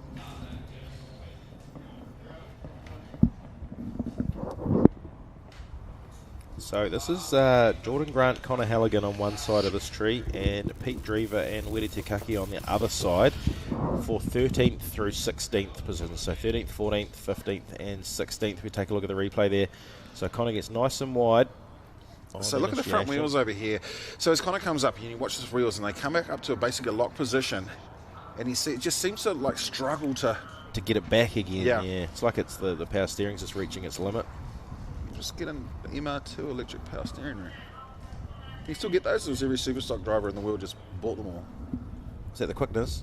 Nah, the electric ones. Oh, the electric power. Yeah, wow. What do you use for electric ones these days? Is there like a Holden Marina one or something, or a you can get, well, most of the super stocks, they have a power steering pump that runs off the back of the dry sump. A lot of them. And like in the stock cars, I had an MR2 one of mine. It was so amazing. Yeah. Astra's the other way to go, but MR2 is a choice. But a lot of people just to the GM Type 2 steering pump these days. Connor Halligan's turn to chase now. Can he put enough pressure on Jordan Grant to make a mistake? Hit him. We want contact? Yeah, Sam West boys. wants contact. Yeah, Don't Connor. bring up the straight line. It's all right. You don't. Whose signal was that? Raz. Nah, he's too busy listening for the limit. You know the coolest thing, although I mean we can't see because the front door's been blocked, but you know we normally have drivers will just come up and they're banging down the door. No one's banged on the door today. Do you think it's the 7-foot Samoan that's standing out saying no or not outside? I mean, Samoan or Tongan? I don't know. Samoan, I think.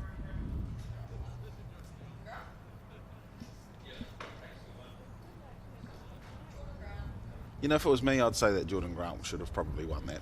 Yeah, looking at what's happening and what's... I'll leave it with you. Hey, Jordan Grant wins. Hey.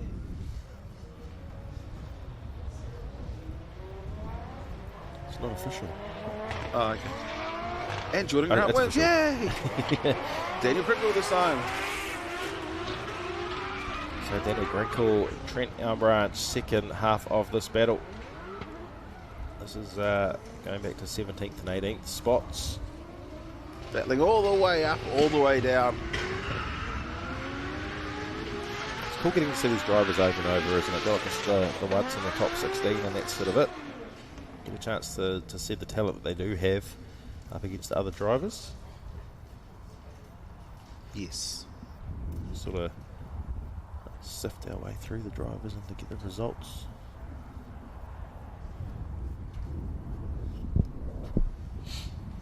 Brum, brum.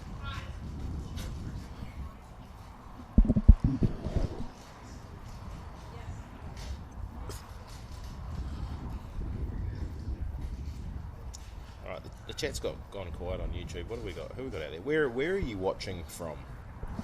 They didn't answer last time. Have we got anyone from overseas, or are we just all watching from New Zealand? The South Island's overseas, eh? Anyone from South Island? Okay. Oh, much in? Yeah. Give us the worst. See if you can give us the worst throw-down ad we've ever heard. Okay. Yeah.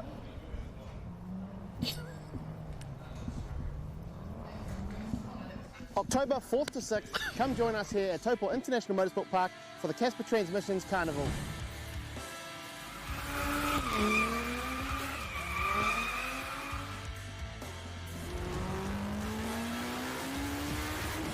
The event consists of cruising, drifting, roll racing, burnouts, show and shine, and grip sessions. If you want to bring your ride along, make sure you head to choiceevents.co.nz and grab your tickets now. Yeah, you would. Oh, hang on. RBH 033, live from Queensland, Australia. Oh, cheer the Queensland. Oh, John Williams from Queensland as well. Watching from Massachusetts, USA. Eric, welcome along, mate. Hope you're enjoying the drifting from New Zealand. As we go straight back to the drifting. And this time it is Pete Drever in that Sean Potros car, loaned out to him for the day after he threw a couple of legs out of bed in his competition drift car against Wedete. Hit him. He tried. And problems for Wedete in the chase. Massive advantage to Pete Drever. And see King Rowley, he's watching from the best place to cross the Waikato River. Do you know why? Because it's narrower here. Oh, wow. Boom. Got that one out too. I've never heard that one before. Well done to Lisa Carrington. Like got her millionth gold last night. She's still doing Olympics. Good on her. Yeah, so, hey, it's 9:44 p.m. here on a Friday night. So Lisa Carrington is doing her gold medal thing, and then there's an English commentator talking about where she's from. Do you know where she's from? Place near Ohope. Other side of the hill. Or Portuguese? No. Whakatane, yeah. Yeah, so she's from Whakatane or whatever it was, and somebody told him how. He's like, and Lisa Carrington, blah, blah, blah, from Whakatane. Nice. But that's in the global feed, and they're just not going to understand that that's a Māori word. Yeah. And that's how we say it. I think that was brilliant. I was like, wow, they're dropping WH bombs on international broadcasts. All right, second half of the battle. This time, Wedete Kake will lead out Pete Drever. See how Drever goes? Drever is having a little bit of problems. He is a very, very talented driver, but a very unfamiliar. Oh, he's cooked it.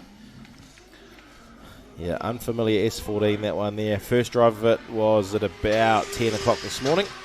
Well, I don't know where Pete learnt to drift, but I know where he learnt to read, and that was by ABC Drift Kids, the book. And that's a segue into shameless promotion. So, ABC Drift Kids, it's such a cool book. I love it. There's more editions coming out as well. Oh, here's a replay. Brought to you by McFarland Autos. This is DriftWars 24, and that is an over-rotating S14.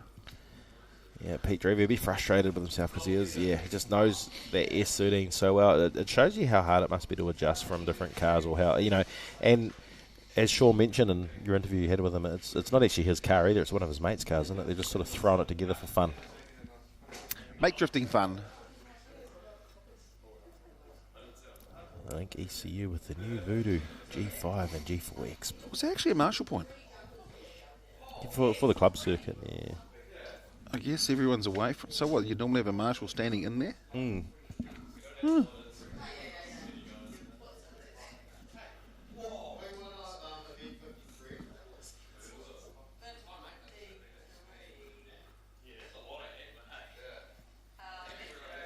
If you look on the right hand side, you'll see the colour codes, and if you look for event 53, it'll tell you what colour to go for. There we go. Look at that. Yeah, you came up with that. We're just listening to people in the background asking questions, but not using the colour coding. Tell you one person that would use colour coding. Rody Knowles. There he is out on track. On the MTF Finance Cambridge S13. So this is event number 59. I will put an updated link into the chat of the YouTube live on the choice files if you do want to keep up with this battle tree and see where we're at. This is the battle to find out who can battle for 9th and 10th. The loser will go through and battle for 11th and 12th. And we take a look at the replay here. Rody Knowles leading out Jason Wu. And Rody with the big mungie. As the lead car is expected to go into the left hand, or on the right as we see it, box, but the chase driver doesn't need to initiate until that first outer zone. And a good run from Rody Knowles there for the lead, and Jason Wu putting on proximity for him. And a little bit of a gap in the latter part of that run. Just got a message from my daughter. She doesn't know. Yeah, okay. I can't believe she's just written that. Did she call us out? She's called us out. Well, on this one here, she just wrote. Yeah. These dad jokes are getting out of hand. And she's showing that she's embarrassed. Does she know that that's going to only encourage us more? Who's the boss at your house? Is it Laura? Blakey? Blake. Yeah, okay. So I have the same problem, same fantastic problem at home. Is that like my wife says something, and then my daughter says something else, and I'm like, okay, whatever my little girl says. No more jokes.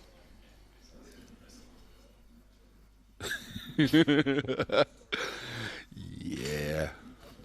I guess I'm going to go home. I'll be grounded. I'll only be allowed to go out and work. So she's going to make me stay home for another 3 months. All right, let's have a look at the second half of the run.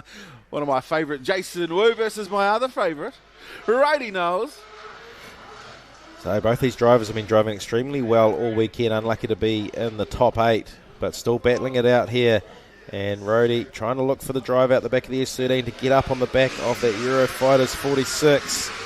And so that's a good comeback. Closes the proximity. We've got some happy judges down there applauding the drivers. But there should be only one of the judges clapping. The other two should shut their mouths because it's not actually in their area to score. Yeah, true. So good battle here. We take a look at the replay. Jason Wu leading out Rody Knowles. And good close proximity from Rody all the way through. Jason Wu filling out those outer zones. And now this is what we like to see, is that lead driver filling out all these outer zones, opening the door for Rody Knowles. Here he comes right up on the door to finish the run. That is within millimetres of Jason Wu's rear guard. And if you want to get into drifting, go to Drift Academy. .co.nz. The battle of the Adams. Adam Davies and Adam Whitehead. They're going to go head-to-head next to find out who's going to... We've got a result here first, though. We want to see who they're going to come up against. Is it Rody Knowles or Jason Wu? Do you think that if Adam Davies wins this, that Adam Whitehead will have to come up with a plan B? I'm sorry, Mila. That was not me.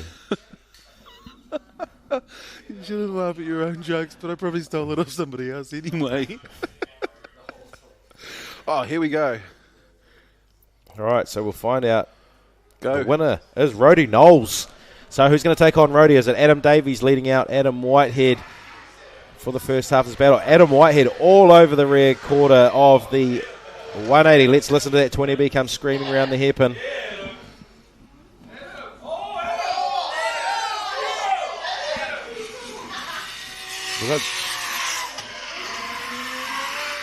Where's the 20B? Here it comes. Is it? Is it stuck? No, here he comes. He's beached as, bro.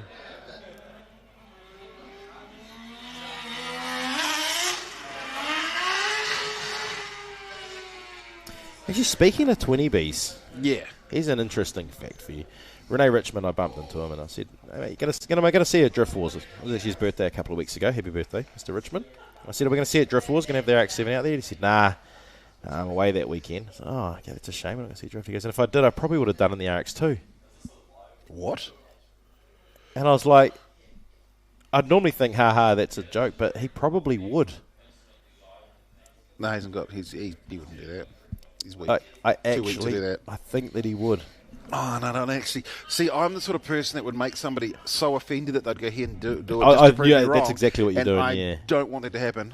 So just bring the RX-7. Do not turn up with the RX-2 to drift. Could you imagine? I don't think physically I could watch a drift battle of it's at least 100,000 plus New Zealand dollars RX-2 sedan with a 20B in it, and some guy in a S14 Sylvia. Yeah, it has got a cage in it. It's got a sequential. No. Oh, what sort of sequential? HGT, I think it is. Yeah. Oh my gosh. Yeah, go and do it. It's an NAPP RX2, and I believe he drifts it at RE Union. No problem. Gets through the entire Track 2 section or the national circuit here at Taupo International Motorsport Park. I just couldn't bear to see someone drive through the side of it if there was some sort of mistake in that. Like, it's not him. I think it's the other drivers that I'd be scared of driving into him. Anyway. If that happened, do you think the best photo would be from Danny Wood or would it be from Mossy? Wow. All right, second after the Adam battle here. Adam Whitehead leading out Adam Davies. Oh, it's going to be 0-0. What's happened 0-0-0. This is an OMR. Adam doesn't need to finish the run. No, he's the chase car, so he doesn't have to. So as the chase car, he's just put an exhibition on because it's 0. Well, he does not have to finish this.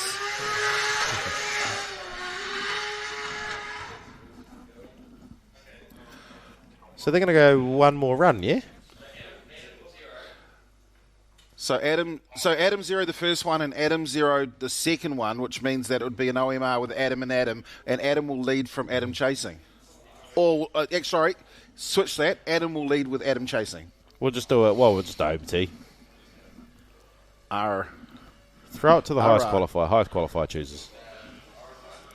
What's happened?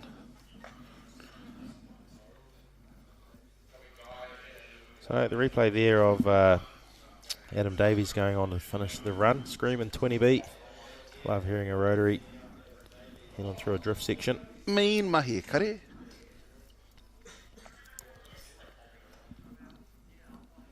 So Rody Knowles locked in there to battle for 9th and 10th. Jason Wu locked in to battle for 11th and 12th.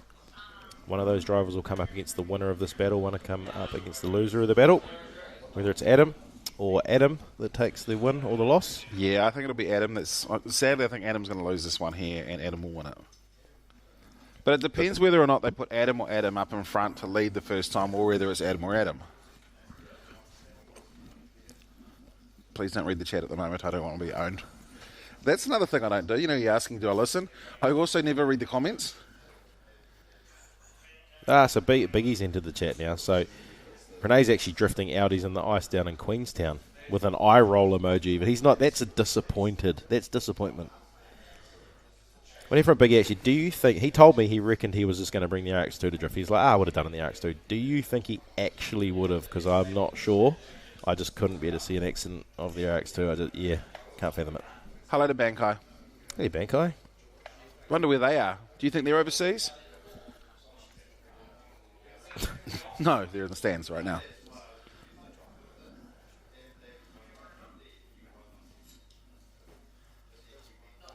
Are they still fighting? Are they deliberating? Here's another one of those things we did before.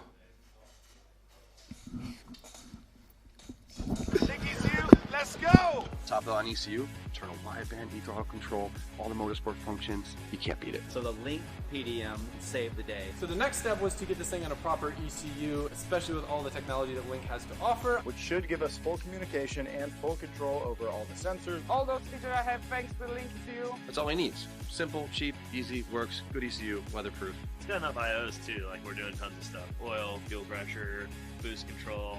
I like it. Definitely big shout out to Link ECU. I'm still catching up. Well, welcome back to Taupo International Motorsport Park. This is DriftWars 24. And what a day we're having.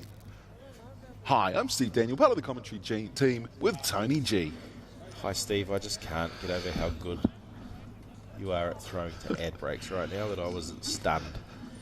Like a stunned mullet. So, looking for a result from event number 60. Adam Davies versus Adam Whitehead. Adam's definitely got it. So do you think Adam needs plan B? Or plan A? Has he got a girlfriend? Judges deliberating.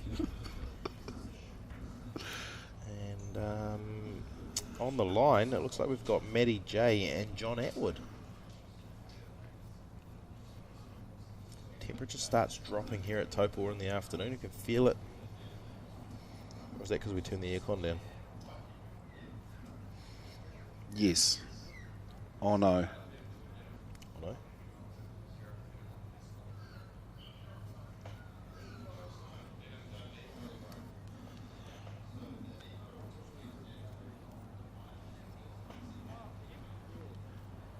They said, do you want to add no? Someone said just can't find the... here we go. Just show them how to find the chat. It's there.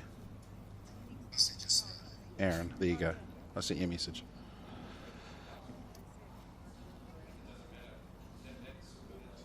Yep, I'm just...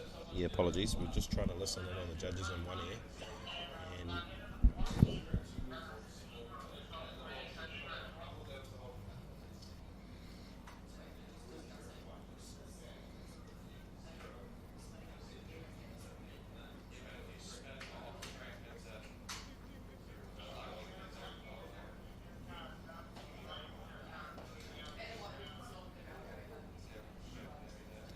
So we're currently not talking because we, again, eavesdropping on the conversation next door. Yeah, because I'm a male, I can only do one thing at once.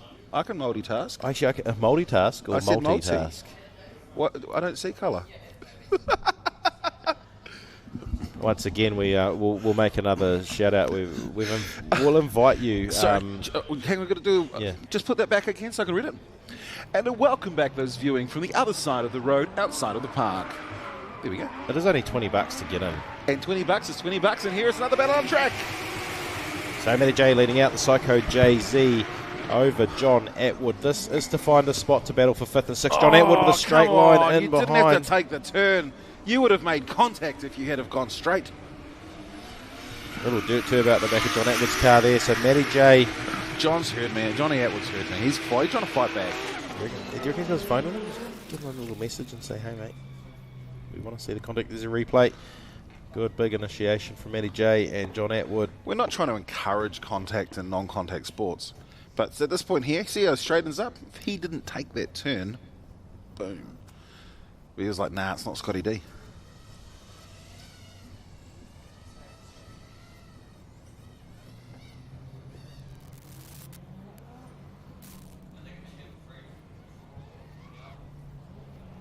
So result is in.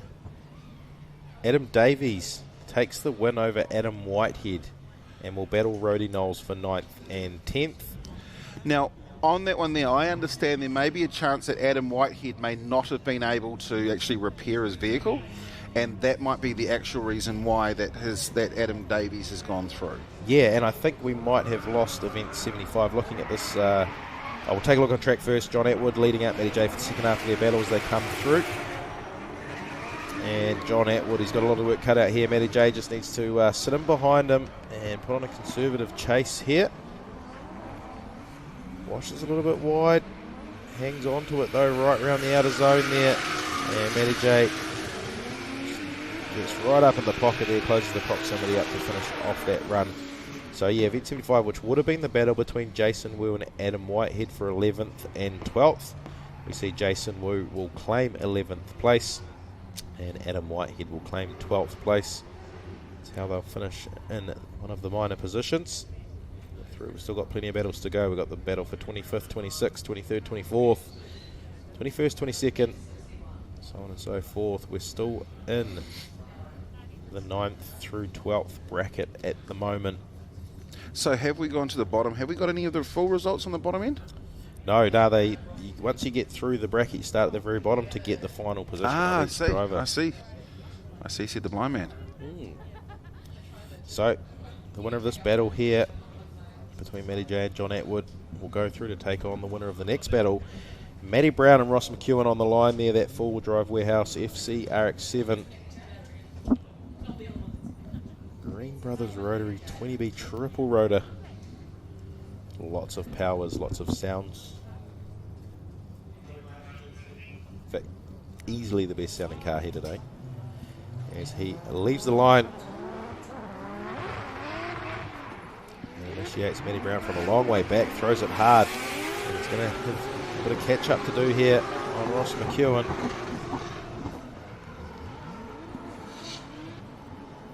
We'll hear that 20B rotary wind on up.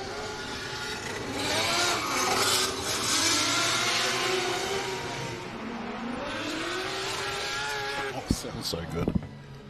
You hear the boys.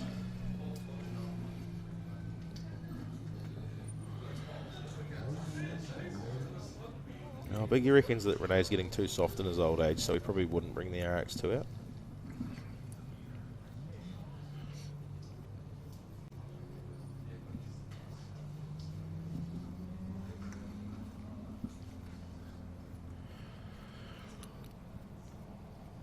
So, McFarlane Autos replay there between McEwen and Matty Brown. Matty J takes the win of event 61, so we'll battle for 5th and 6th, and John Atwood will battle for 7th and 8th. Will it be up against Matty Brown? Will it be up against Ross McEwen? We'll find out very shortly, as Matty Brown this time leads out McEwen into the drift section.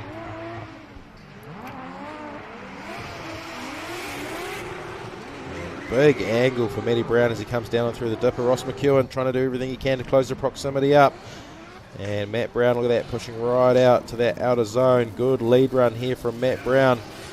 Can Ross McEwen answer him in the chase position? Big smoke as well come out of Matt Brown. It's one of the best runs we've seen Matty Brown do today.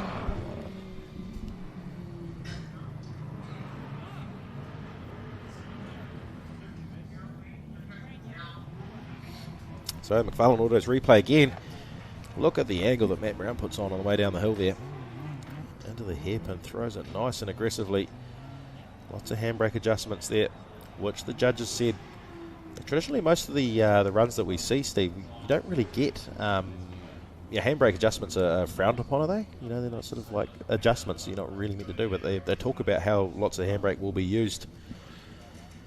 I think it's one of the bonuses of having this outside zone is just a lot of it's just settling the car as they go. There's not too many big grabs and stabs.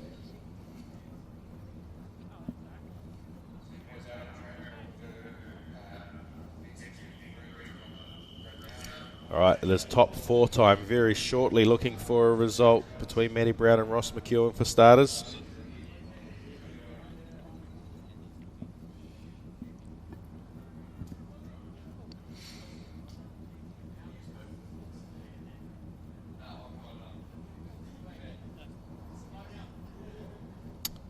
And on the line and scrub ready to go. It's your top 4 time.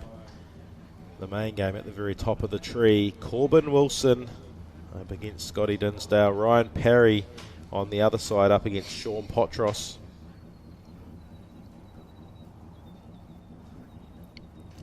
Corbin's had the drive of the weekend. Do you think he's going to go all the way? Or do you think Scotty Dinsdale is going to be a hard press to get past? Well, I guess if anyone can do it, it would probably be young Corbin. He is the real deal. I mean, we've seen young drivers come through and do mildly okay. I mean, look at Case Pullenbury. Mildly okay. Say that lightly. Yeah, just so we are seeing the superstars of drifting, as we see Corbin Wilson, Scotty D, side by side as they enter into the first turn. This is top 4. And Corbin Wilson doing a great lead run, opening the door for Scotty Dinsdale, who is right there. What a battle between these two drivers. Look at them come through the hairpin. And Scotty D, he's right there, right on the back door of Corbin Wilson. That is probably the closest battle we've seen all day so far.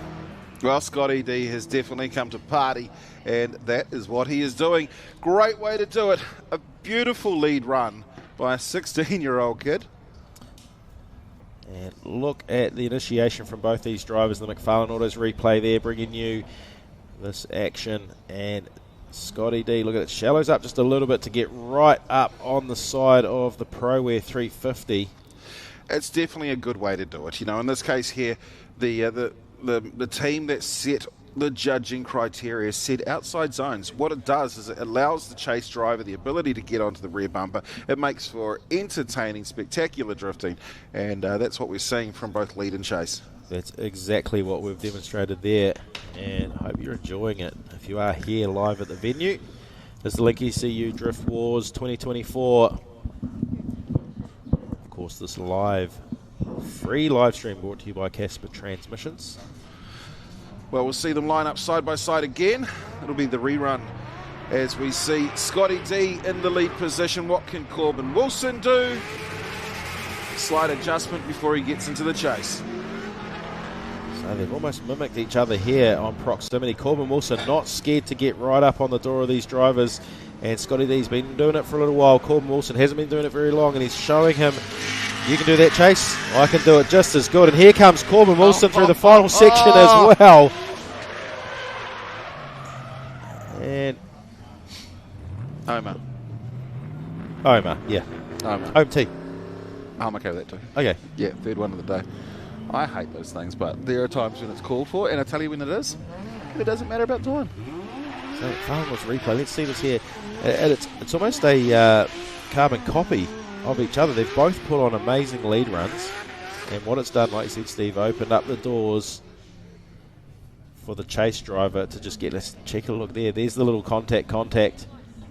Is that after the section? It's after the section, yeah. Scotty, okay.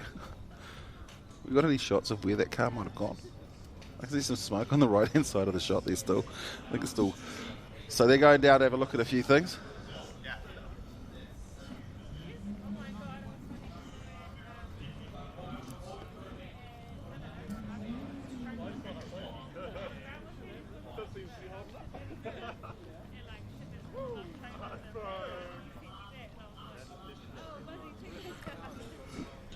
So do you think that the contact by Corbin was enough to upset Scotty at the very end of the sector for him to lose Ra's sector? How much angle are they supposed to have coming through that part of the section? Well, I think did Corbin sacrifice angle as well? Well, now how much angle was the lead driver having? Because if you've got too much angle, you're not getting enough front-end drive. True. Can't argue with the comment.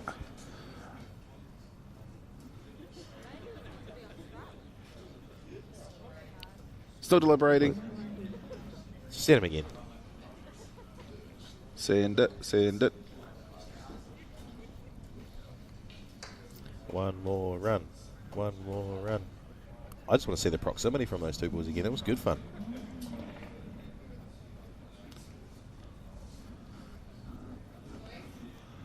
I mean, I don't want to sway the judges, but come on, OMR boys. Let's go again. OMR. For the boys.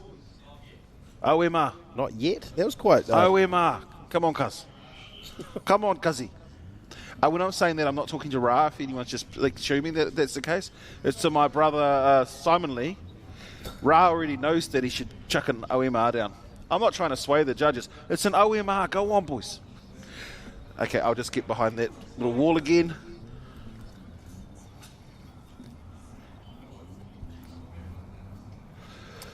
What does Mossy think? OMR Mossy? Yeah, he thinks so too. What do you guys think in the stands? Let's go back to the next battle on track. So Ryan Parry leading out Sean Potros is the other top four battle here, and big mungie side to side from Ryan Parry, and Potros in his little missile car, trying to keep up with the high-powered RB from out of Rotorua. And Parry, look at the lead run he's putting on here, filling that out of zone brilliantly. And Sean Potros, he's never scared to get on a guard, is he? Nothing scares Sean Potros. No. It was an interesting way he started. A lot of the other drivers, he kind of just stayed in that lane and never really moved. Like he angled off straight away. Well, I don't care if you're trying to cut my nose off. That's what you're supposed to do. But he put himself in the best position to chase. Yeah. And the good thing is that chase driver expects his nose to get cut off on the way into the initiation because the lead driver has to open up. So result through, Scotty Dinsdale picks up the win against Corbin Wilson and goes through to the final. We will see Scotty D on the podium no matter what. Corbin Wilson, he'll have to battle it out for third and fourth. I'm not saying that we should all boo the judges, but boo. Apart from Ra, because he's a brother. All right, second half of the run between Potros and Parry. This time Sean's turn to lead out in the S14 up against the other S14. Dials on some big angle, and well, that was an aggressive switch. It's almost like he was attached. Parry's going to have to get on that rear bumper again. He's going to do so by shallowing up, but can he get on him? It wasn't quite the same as the first one in the chase, well, in respect to the chase. So. Yeah, I think, did Parry lock himself out a little bit here? We'll see the replay. There's something happened here. Yeah, he just didn't have enough room for Sean to switch, did he? But then when you look at the front end of that car, I don't see a whole lot of... Depends where he hit. May have hit on the... like it looked like there was a bit of contact there. Might have just been on the wheel.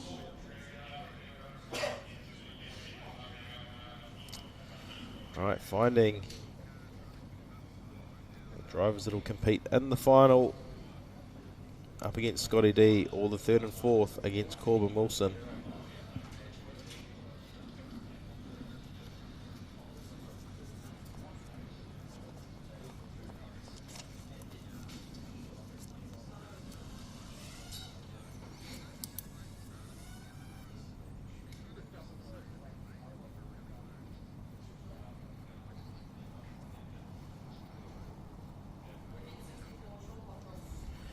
Alright, and confirm the winner of the event number 64 to go through to the final to take on Scotty Dinsdale is Sean Potros. The Potros effect for the win. Ryan Parry will go into the battle for third and fourth. So we'll shoot all the way to the very, very bottom of the tree. And now it's time to decide the positions of each and every one of these drivers that they've battled out to figure out where they get. Sorry, I just realised that I could make something really cool out of a couple of letters. Is that to the judges, or? No, I just worked out that. I was like, okay, I could turn that into merch. You going to put OMT in there somewhere in that logo design that you've just created? Yeah. I had a hat once that had something about not liking your RB, and Darren Kelly did a burnout out on it when he won his last national championship. So I picked it back up, and it's now hanging in my podcast studio. We should probably go ahead and get that sorted out, eh? We definitely should. Give me a month, I need to fix my house. Yeah, you do. It's tragic. Horrific, if you will. It's funny now.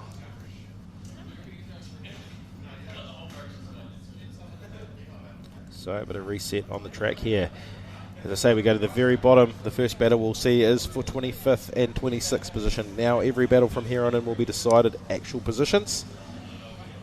As we get on to... Okay, now I want rain. You want rain? Just at the last one. It will be Pete Bassett. The coolest stance out of any car here. Up against Damon Pinkham in the oldest car that's here. BMW 30.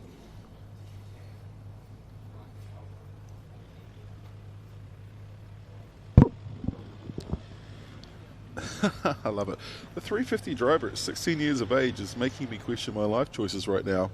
And they're 21. What does that mean for us then? Well, I'm only 10 years older than that person. What's that? I'm 31. When's your 30th? I'm 32 now.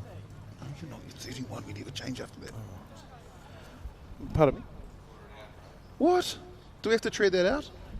Are we going to tread that out, or are we going to tread this out for 15 minutes? We could always shut it down and come back. We could just do ads. Well, I guess if we're going to just do a bit of a track reset for you all and the drivers. And we're going to look to finalise every single one of those positions from 26th all the way through to 1st. And it's rating in Palmy. And is it? Well, that's what Aaron said. We're going to make some decisions what we're going to do. I mean, we could try, do a comedy set. Please, no. Please, no. What do we got in the comments? Someone give us something. All right, for the people in the comment section, give me a topic and we'll talk about that for you. Make sure it has things like politics. No, please no as well. We've had the where you're from.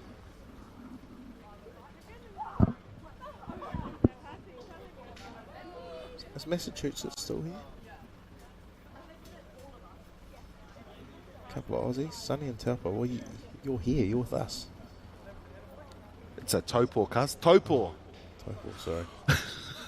Sorry. What if we get a mic over to the cheap seats over there, or just like ask them how their day's going?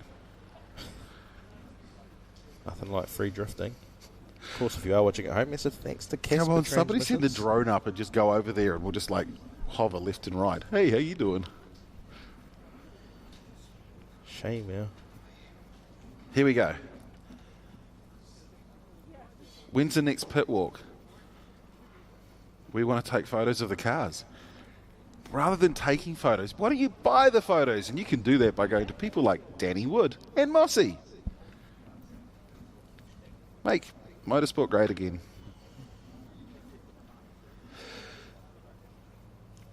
We're going to play some ads for a while. We'll be back shortly. Let's go! So the next step was to get this thing on a proper ECU, especially with all the technology that Link has to offer. Which should give us full communication and full control over all the sensors. But so far, being able to log in and review every lap has been a huge plus. To have Link pull through and step up for us and just help us out to be able to all pull it together. That's all we need. Simple, cheap, easy, works, good ECU, weatherproof. It's got enough IOs too, like we're doing tons of stuff. Oil, fuel pressure, boost control. All those features I have thanks to the Link ECU. Link ECU, let's go! Top on ECU, turn a wideband throttle control, all the motorsport functions. You can't beat it. So the Link PDM saved the day. So the next step was to get this thing on a proper ECU, especially with all the technology that Link has to offer. Which should give us full communication and full control over all the sensors. All those features I have thanks to the Link ECU. That's all we need. Simple, cheap, easy, works, good ECU, weatherproof. It's got enough IOs too, like we're doing tons of stuff. Oil, fuel pressure, boost control. I like it. Definitely big shout out to Link ECU. October 4th to 6th, come join us here at Taupo International Motorsport Park for the Casper Transmissions Carnival.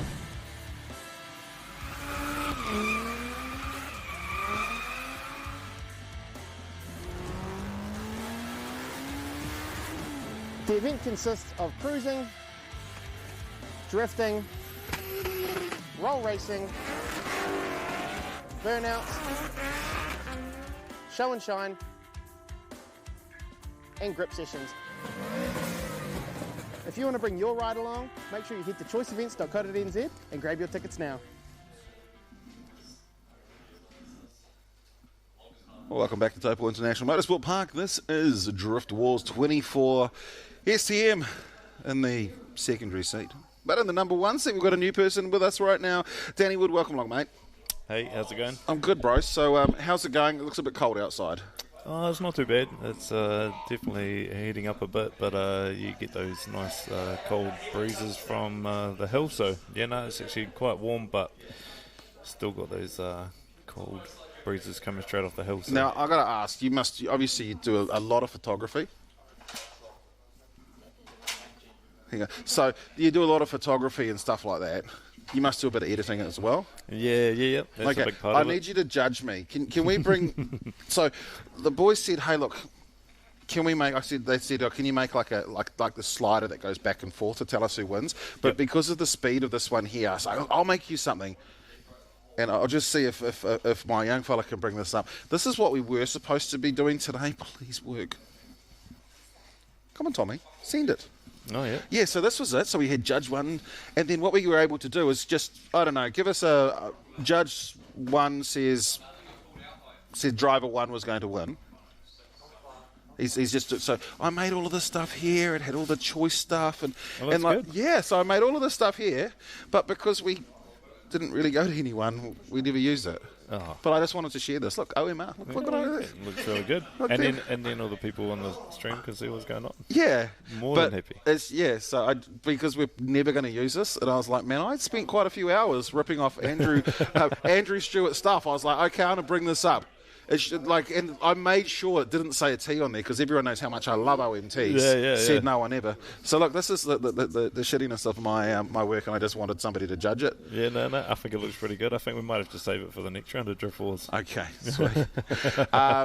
What's the plan? Oh, look at that. Look at that. Yeah, there we go. That's what we were going to do. The yellow. That's what we were going to do. That looks good. Now, no one's ever going to see this again, but I just wanted them to see that that the hours you put in. The hours I put in. Because like the broadcast, I was like, hey, you guys need to do this broadcast and everything. They're like, yes, sweet ass, Steve. And he's like, hey, is there any chance that you can do like 40 hours of editing and a whole lot of other stuff? Yes, of course I can. Can you do all of that editing and we won't use it? Of Yeah. course I can. So I there love we go. doing that sort of thing. Yeah. It's like, hey, that's a really cool photo. Can I have it? Can you send it to me? Can you email me that photo? I mean, yeah, of course. I mean, I've spent, tens of thousands of dollars worth of equipment. I'll just send it to you. They not understand I love that when they go, ask you, oh, you got all these real cool photos of my car and they really stand out. But it's like, hey, you've got a really cool drift car. Do you mind if I just go and drive that for you? Yeah, no, that's exactly what it's like. When they say, "Oh, just flick it through on email and I'll just accept it," and all the work that you put in, we won't care about but that. I'll pay you in exposure. That's right. I'll give you a couple of thumbs up on Facebook. Yeah, because I've got 16 likes and 16 followers. Yeah, I'm stoked when that happens. Yeah, I mean, absolutely love it. We can't all be like Ra Hader and have man, he's got so many followers that. They were actually going to put him in the Māori party as an MP. Yeah, he's got the straight gangster party, that fella.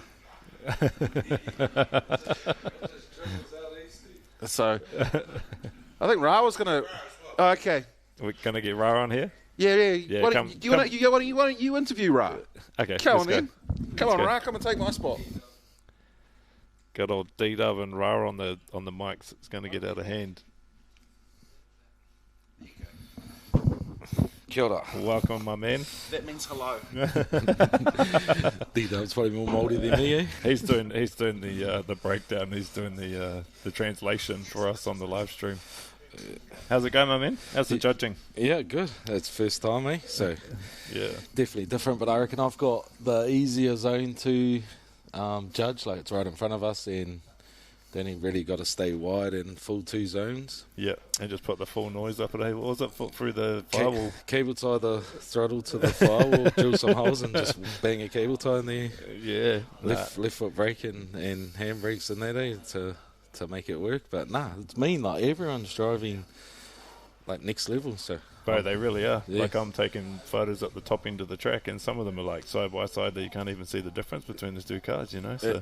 And that's what really makes it hard for judging, because I've always driven. I've never had to judge. So now that I've sat in this seat, it's definitely something to think about. Yeah, bro, yeah. But nicer to the judges, you reckon? Yeah. No, I'm usually pretty good to them anyway.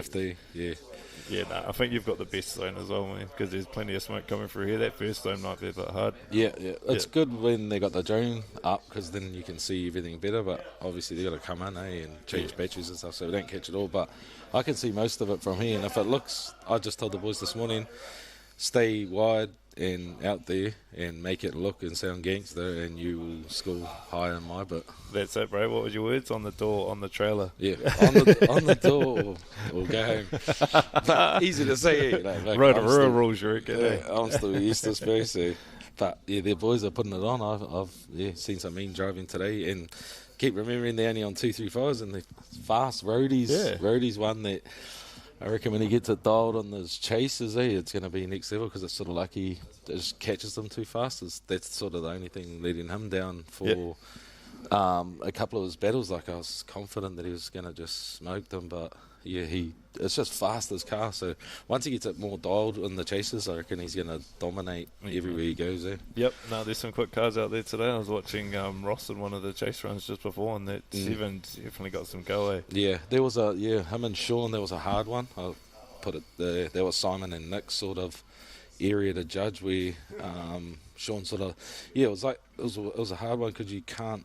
Like, obviously, it would be good if we could just run up and ask him, like, bro, did you almost spin? Yeah. Because it looked like Sean's half spun, but then we couldn't work out, like, was Ross half spinning, so sort of Sean had to sort of stack on too much angle. I don't know, like, it's hard, but see, that's Nick and Simon's problem. Yeah, I'm bro, that's that's the thing, but I still, like, lend a hand, like, what? Because, like, Sean's the man, good mates, and Ross is a GC, like, I'm good with him too, and his cars one of my favourite cars of all time, bro. So, yeah, it's hard like that, but yeah, otherwise it's pretty mean. That's the thing, when you know so many drivers and stuff, and it's just like watching them out there, it's kind of, you've got to put that biased opinion on it, but you've got the, it's always hard to watch the guys that, you're battling normally yourself, and now you're judging them, so. Yeah, and you want both to win. Can you ask Ra if he finds it hard judging against anyone going up against Matty J, because he's clearly going to put Matty J through. Yeah, Matty J, there was a few guys I had my finger on, like, for doing well. Matty J was definitely one of them. He's driving mean, but I think a lot of people forget, like, Matty J, he's solid, man. Like, he's built that car. Like, I've watched him build that car from scratch. To be honest, like, it looks all tricked out in there, but it's pretty. Underneath it all, it's pretty basic. Like, I think he's only recently got it close to 400 kilowatts, still 98 gas, still R200 diff. I think he still runs 3x2 axles. I don't know. He might have upgraded that.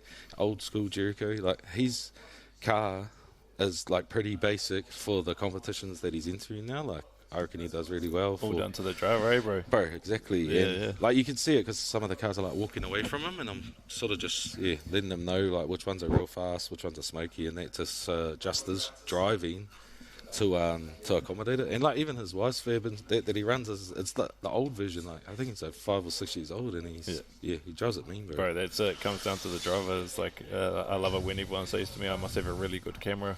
Because it's the camera doing all the but it's actually the operator, eh, bro? Yeah, bro, that's it. That's all about. So and we know you're one of the best in the game too. Whenever you're ready, we'll give it back to the A team, eh? My 20B. Yeah, when's your 20B ready? When Tony forks out for me because he's got heaps of money. Can he just give you one of his spare ones? Yeah. He should just sponsor me the motor drivetrain, and I'll just run it for him. Yeah, I saw that. Yeah, Mossy showed me some. Lynchy had a big crash in Aussie, in his burnout car. Had a mad crash. Yeah, we'll just get Tony G to give Ra one of his 20Bs out of his garage. He's probably got about 5 of them with the amount of cars that he buys. Shout out to Laura for not knowing about all the cars that Tony owns in his garage and all his spare 20Bs. Yeah, I think they recently moved there, and she's like found out about them. She sent me a snap, and they're like all on the back lawn. I'm like, yo, I'll take that blue one. It's the RX-7 FC. I'm like, yeah, bro, with FC. We'll chuck the 20B in that. We'll just borrow it for 10 years. Get Ra out there, 235s, chuck them in the comp. Yeah, for sure, bro. Hard. Shall we pass it back onto the A team? Yeah.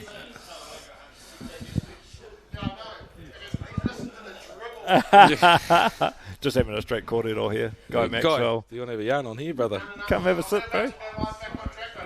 Yeah, I better get out there, go get my camera. Right. Get off. Pass. Yeah, roger. That must be the broadcast team. Thank you, guys.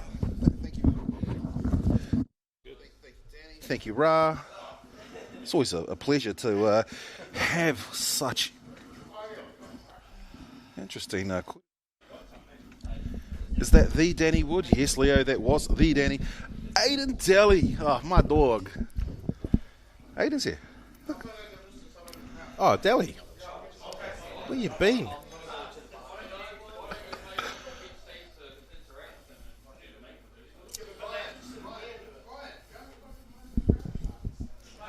Oh, how was the corridor? Oh, it was sensational. I think it was probably the best thing that the crowd, the people at home, people in future will ever receive.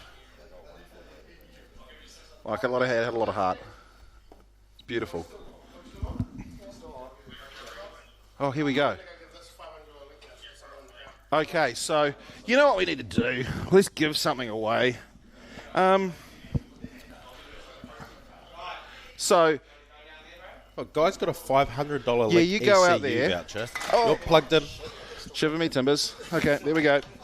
So we go up and guy, hold on. I just want to bring a camera out so people can see. And there's a camera coming out. Chuck him live as soon as he is, and I'll tell you when you're live. And we'll explain what is going to happen. No, he doesn't need a mic. Just put him to screen. Yeah. So we're just waiting. No, just put that on. It'll be good for everyone. So right now, Guy Maxwell is out there. How far away are we? We might not be able to show up. That's okay. Right now, we've got Guy Maxwell, the big boss of Choice Events, the man who brings DriftWars, and he has a big voucher in his hand. And there he is. Okay, we're live with him now.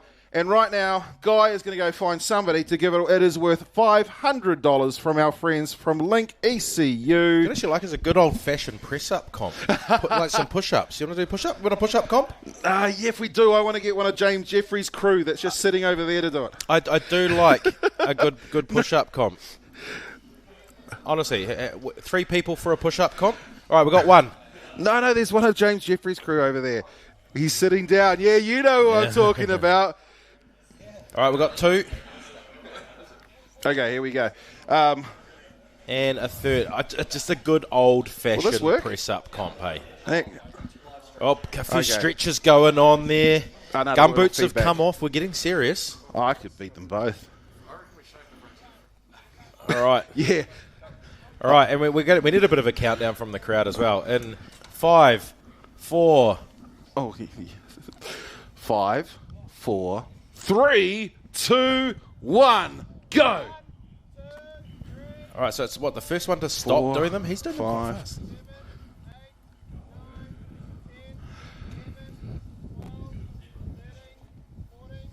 Old mate over there is just going strong. I mean, like that bucket hat is definitely costing him. 21. And the fact that he's got his gumboots that are a little bit... 24. 25. Now stop. Let's go. Now up. And go now down. Oh, look, they just stopped. No, go, so guys, obviously... All right, ready? And 1. Yeah, we'll be talking. Shut up.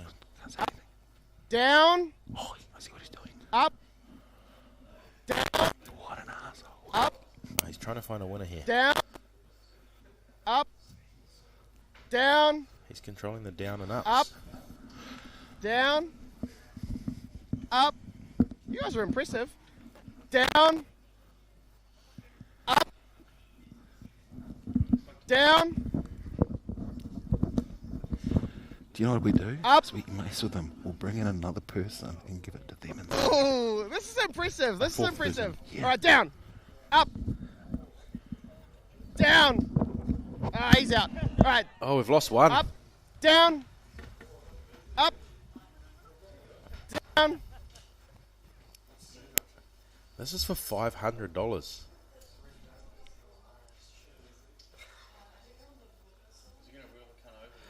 Oh.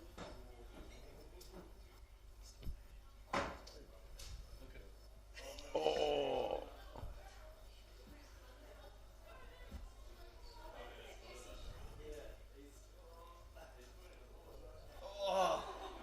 You can't get back up.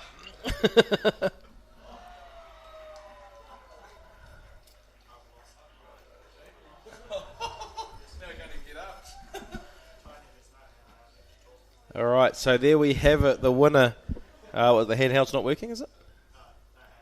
Ah.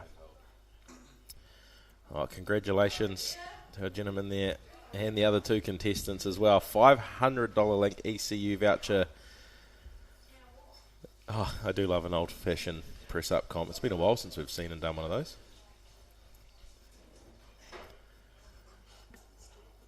So it won't be too long. We'll be back at it again with the Link ECU DriftWars 2024. Thanks to Link ECU for the Link vouchers there. And of course the prize money brought to you by Link ECU this weekend. Strom Wheels bringing you the qualifying and the pole shuffle yesterday, which Corbin Wilson took out. But he grabbed himself not only the #1 spot in the battle tree, but also a pair of Strom Wheels. Of course, run by none other than some of the best in the world, James Dean, etc. And Casper Transmissions, McFarlane Autos bringing you the live stream, and thrashgarage.co.nz. So we have battled our way through, and we've got our final battles on our hands, all the way from 26th position out of the 26 drivers that we had this weekend. We will see 25th against 26th. Who's that going to be against? Pete Bassett and Damon Pinkham. When do we see, like... And we're going to see Johnny Burns go up against Daryl Turk for 23rd and 24th. Matt Kiddo and James Jeffries for 21st and 22nd. Daniel Krinkle up against Cameron Welch for 19th and 20th. We go back to Trent Elmbranch and Matt Kwok. They'll battle for 17th and 18th. Connor Halligan will come up against Pete Drever for 15th and 16th. 13th and 14th will be a battle between Jordan Grant and Wedita Kaki. Then we move into the top 12, the top half of the battles. Jason Wu has already taken 11th spot against Adam Whitehead, who will finish in 12th. Roddy Knowles will come up against Adam Davies for a battle in 9th versus 10th. 7th versus 8th will be John Atwood and Ross McEwen. Matty J up against Matty Brown. The battle of the Maddies in the top 6. And our top 4, Steve, who will it be? We've got Corbin Wilson going up against Ryan Parry. And then there's the big one, Scotty D versus Sean Potros. Is Whangarei going to take out the top honours, or are we going to see the Potros effect bringing it home to the Naki? Well, sit back and relax. It's time to bring on the drifting action.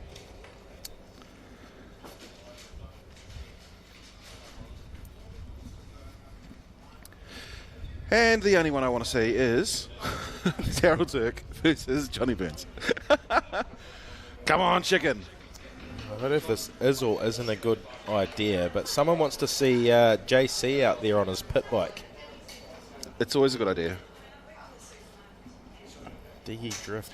Geordie Cole. Where have we seen Geordie Cole? No, it's not a good idea. No. You didn't click who JC was, did you? Danny Wood said it's a great idea because he wants to see life come back to drifting in Wellington. Oh, there's a bit of activity going on in this room at the moment, isn't there?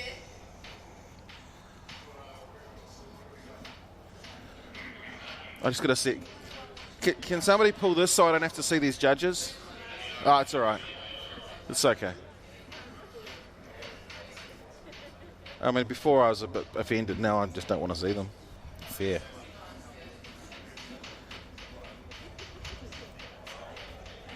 I don't know if you can hear all that banging. That is Simon Lee just smacking a coin against the table, thinking that's a smart thing to do. Simon. Shut up. Thank you. Kia ora, Simon. Well, the rest of the team's coming through. Charlie, push that thing this way. A little bit further. A little bit. Stop. Yep. It's far enough so they can't see me, but I can still look around the corner.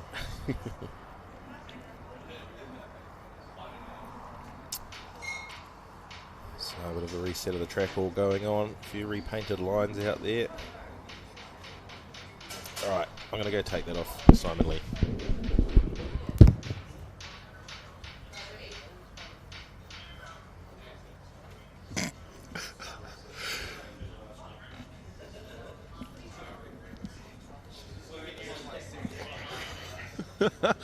Simon Lee's just got a growling from the G of all Tonys. Our brother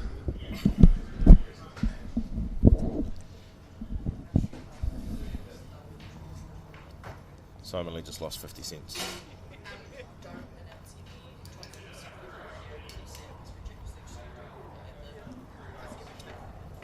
She's talking to you, Steve.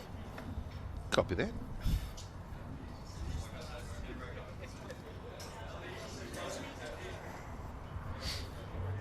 All right, well, who's ready for DriftWars 24?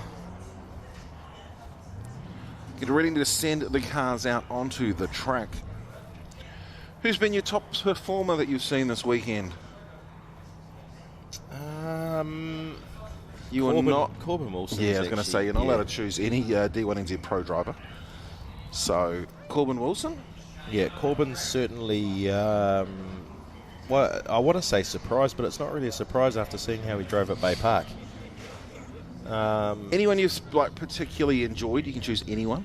I've actually quite enjoyed watching Roddy Knowles this weekend. He's out there having fun. His car looks really good. Yeah. It's very well presented, and I think that he's just consistently drove solid all weekend. Qualified in the top 8, which is a good qualifying position with some of the names that are out there. Having Matty J in the top 16. I want to almost say, I need to look back on the video and remember what actually happened there, but unlucky to not get through to the top 8.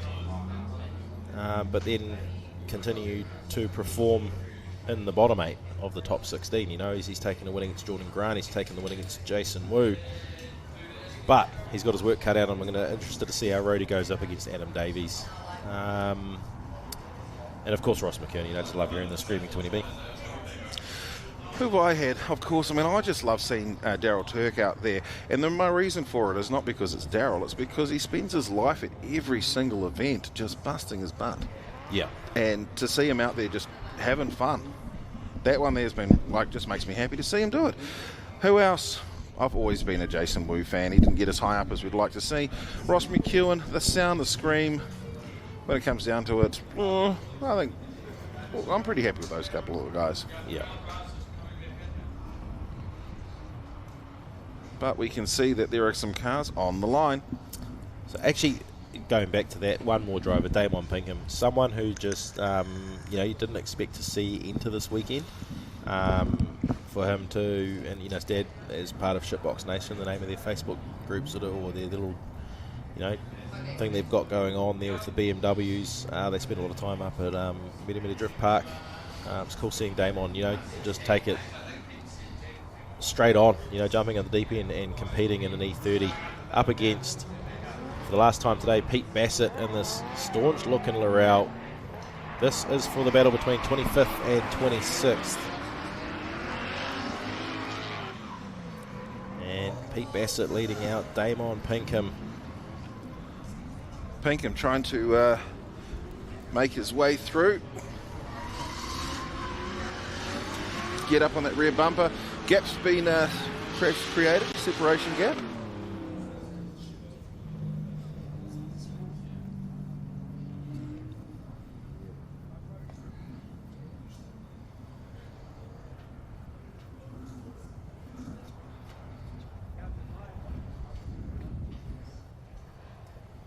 So, and it's cool just to see the fact that these guys, didn't have a qualifying at the start of the day, go straight into battles.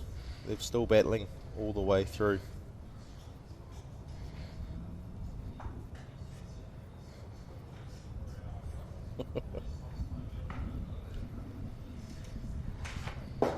Oops. What'd you drop? Just my phone. It's only an apple. It's gone. Thanks, Steve. It was absolutely my pleasure.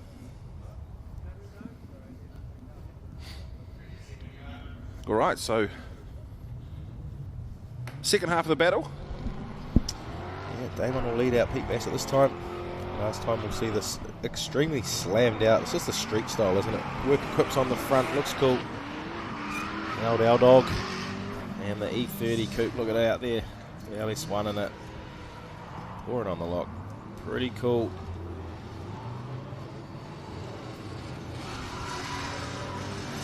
Oh, a bit of a correction in behind there. Nice chase, good lead. And I would say that I don't mean, to me, I'd suggest maybe favouring in the way of Pete Bassett. Let's have a look at the McFarlane Autos replay.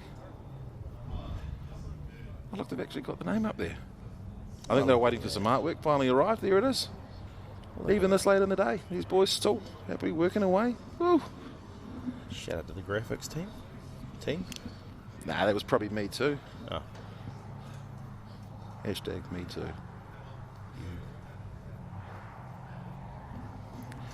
Now the best thing that's happened here is that this battle has now finished, which means that we've got a new battle. And have we got a winner? I think we do. It looks like Damon Pinkham's picked up 25th spot. And here comes the king of the chicken flock. It is Daryl Turk on acid. Is the possibly one of the most gorgeous looking FCs, is what nobody has ever said. Daryl Turk comes through to finish. He's created a gap. I think he bolted on a set of Valinos and he's hoping that no one's going to notice.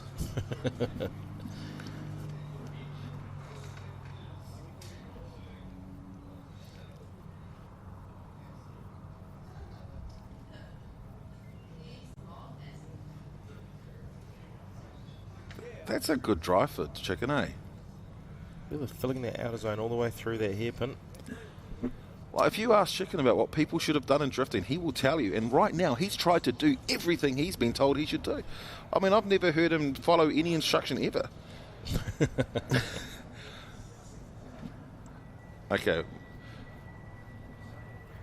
Chicken's a knock on the door. Do you reckon he'll get right up in there? Well, no, that doesn't have to. I mean, you can just wind him off the end of the straight or something. Johnny Burns will be sweet about it. Just for the entertainment of the people here at the track and those aren't. And don't forget, if you're going to have a fight afterwards, you can only do it on camera or we're going to kick you out of the park. It's like the chili bowl rule, you know? Yeah. Fight's right in front of the clubhouse.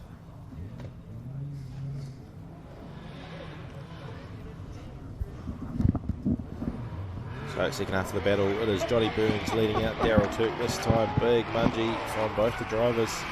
Initiation. Come on, Chicken.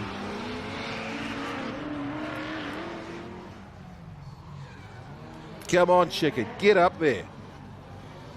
Oh, over rotation from Burns. Pass him. Hit him again.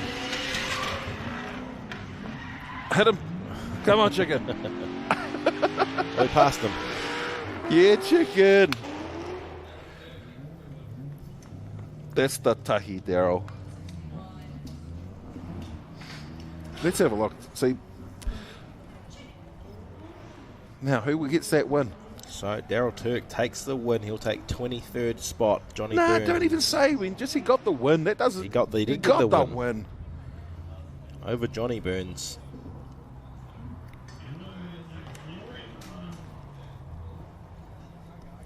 Up to the next battle in the line. Sorting out all these places.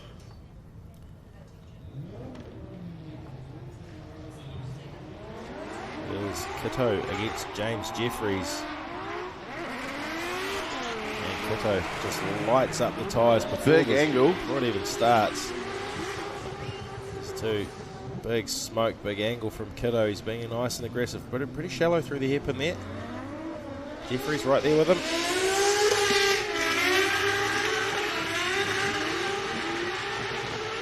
There's some gap opened up by the end of the run there.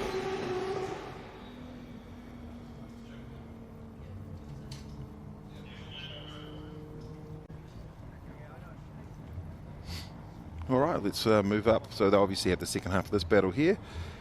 And then it'll be Trent Elmranch versus Matt Kwok afterwards.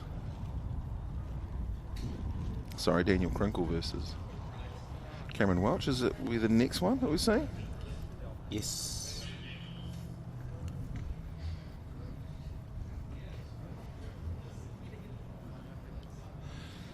One of the most enjoyable parts of the day that I've had, which will sound horrible, but I don't mean it that way, is I prefer the smell of 235 radials to semi-slicks. Agreed, actually. They're very different smelling. Yeah, and I mean this has been quite a happy day. There's something about the cologne of tyre smoke that's quite enjoyable, as we see James Jeffries. He's leading out Kiddo this time. And Jeffries doing a good job out front. Kiddo though, right there, all shallows up and closes that proximity right up this Kiddo. I actually think Jeffries' car just needs to be on semis.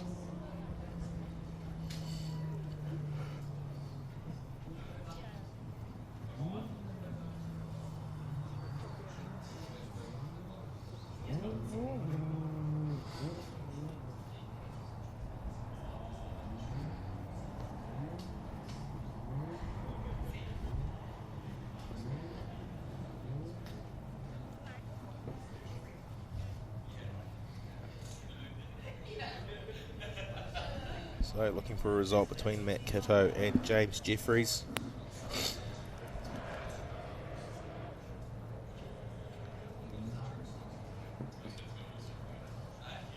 You guys got a result? James Jeffrey Dharma. So James Jeffrey Dharma took the win.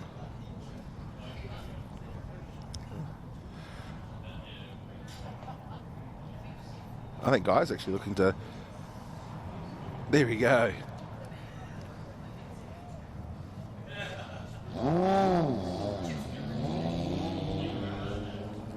All right, well, we'll move through. Move on.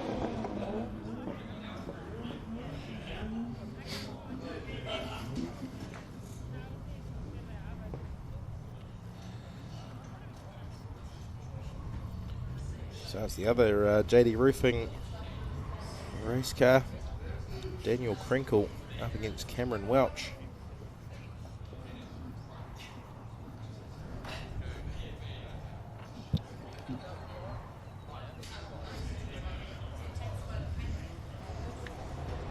So Krinkle will lead out Cameron Welch this time. For the first half of their battle.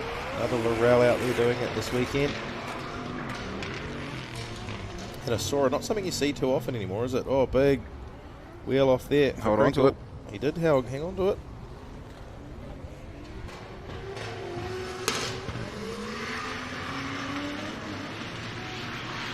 Well, that's the best thing about holding on to something when you've probably thrown away, or definitely thrown away that part of the battle, is that you can still create something that's chaseable. So he comes through as we check out the McFarlane Autos replay.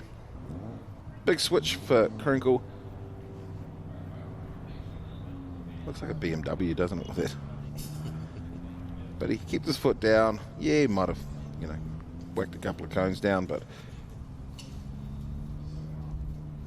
Because the worst thing is when you've stuffed it up and you actually over-rotate or something, and next minute you're T-boned. That just costs a lot of money.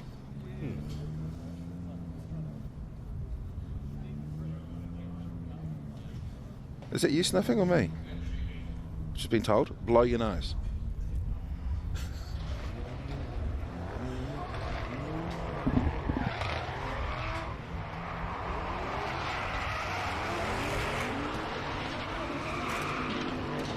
So, Cameron Welch leading out Daniel Krinkle this time around.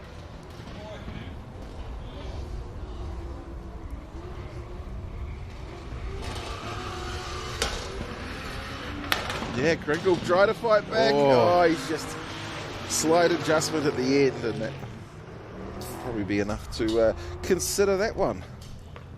Consider a result. So, of course, it's coming to the end of the day as we head towards the pointy end. We started with a battle for, what was it, 26th place, and now we're making our way down to find ourselves a winner. So we'll read you through all of the winners from up until the battle for third and fourth, the battle for first and second, which will be advised at prize giving, I understand.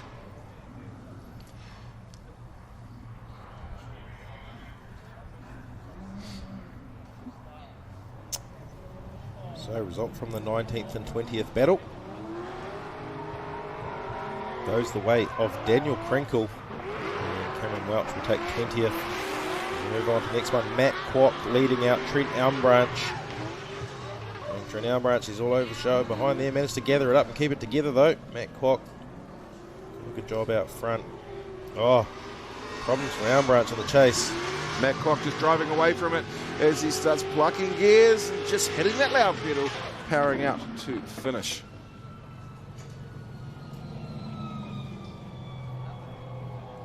Looking for 17th and 18th spots here. McFarlane Autos replay. Big angle, look at him pouring it on there, Matt Kwok.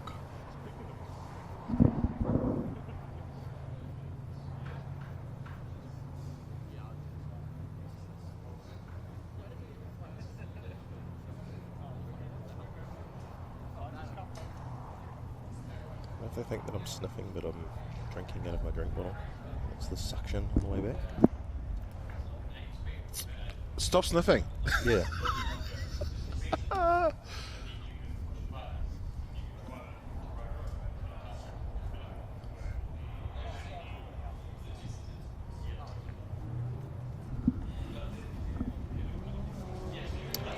Way to develop a complex, eh? Well, second half of the battle, and we'll see how this one goes. Matt Kwok in an advantage at the moment. Doesn't want to run himself out of room or use straight line just like that.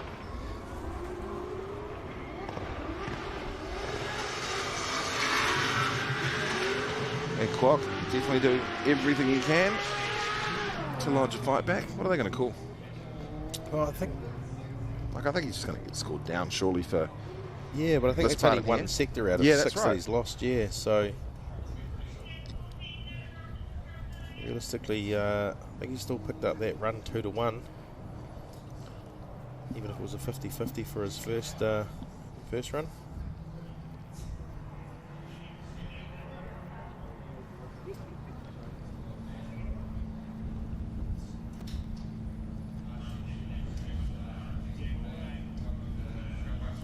All right, we'll go down to the two drivers in the pits. Which direction are they going to choose?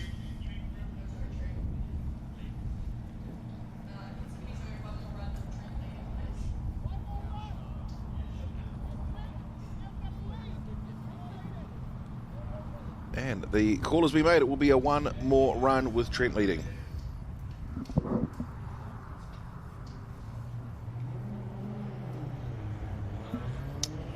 So back to the action, we've got Jordan Grant up against Wera Takaki. How we get to this point at the moment. It's for 13th and 14th, these two drivers. A couple of cool looking cars, these ones. I love the slammed out look of the Kiwi drift cars, you know, it's just like Stance Nation. Cut strings because just low, my bro. Stay on the track.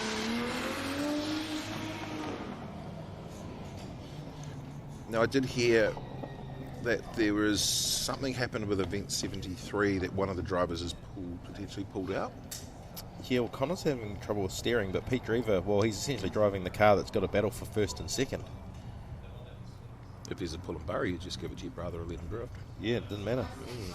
But Pete Drever will claim 16th spot, Connor Halligan 15th from Event 73. It was for 15th and 16th, so we're getting down to the top 16 drivers of the day now. Pete Drever, after qualifying, well, essentially, I mean, he got a bye into the top 16 from his 32 after this qualifying, and all the way to the bottom of the 16th. He goes after not being in his. I mean, if he's in his own car, it's a complete different story, isn't it? Pete Drever. Anyway, out of track, the battle for 13th and 14th. Wera Takaki this time. Jordan Grant. So Jordan leading. Wera in behind there.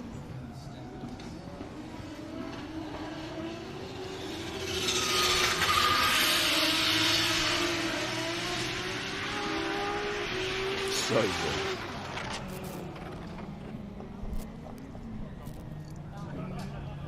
Let's have a look at the replay. Oh, big angle in the chase there to start the initiation off.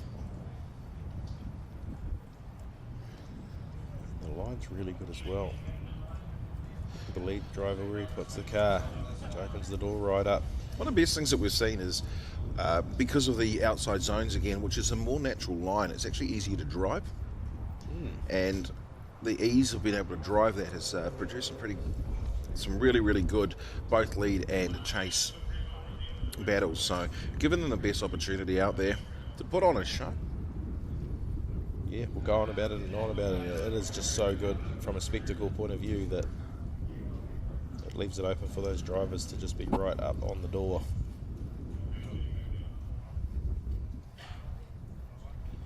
So on the line, that's Trent Albranch ready to lead out Matt Kwok for their one more run. To decide who's going to finish 17th and 18th.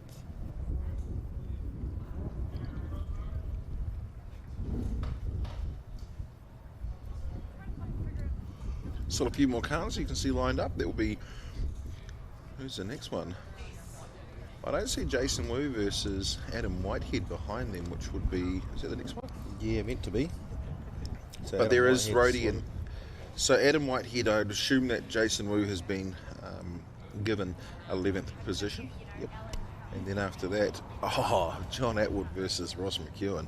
I'd really prefer this is the time that John chose to shine for me, but you know, hey.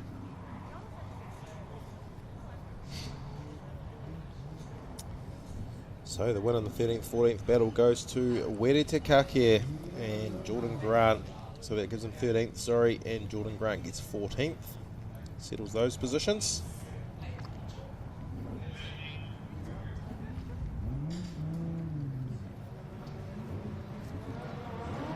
As Marsh sends it off the line. Right, Trent Albranch leading out Matt Kwok.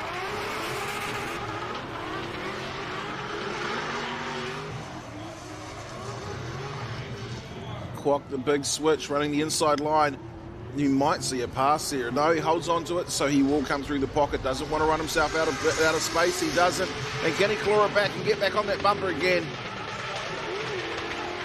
These two drivers enjoying themselves out on track. Yeah, what a drive. What a lead from Trent Albranch. What a chase from Matt Kwok. Hard to say which way that's going to go, because look at it. Fills the entire outer zone there. Does Trent Albranch. Matt Kwok right in the pocket. Fills each and every one of those out of zones. A little correction on the way, and if you want to be nitpicky on Trent Albranch there, gives Matt Kwok a chance to close right up on the door. And then filling those outer zones beautifully, which makes for a nice, easier chase run for Matt Kwok. And Albranch, he's happy with that.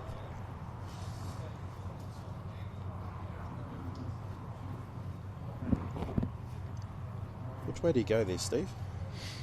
Kwok. You reckon? Yeah, why not? I'll say Trent. Even though Max, more of a friend. Shouldn't have said that.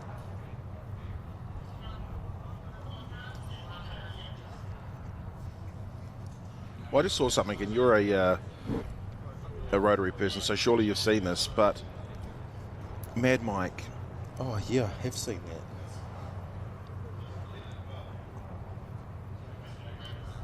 If you haven't checked out Mad Mike's Instagram, you really need to. So they've just put breakdancing into the Olympics. Oh, have they? I say that it's something that Mad Mike could win. He moves like he's 20.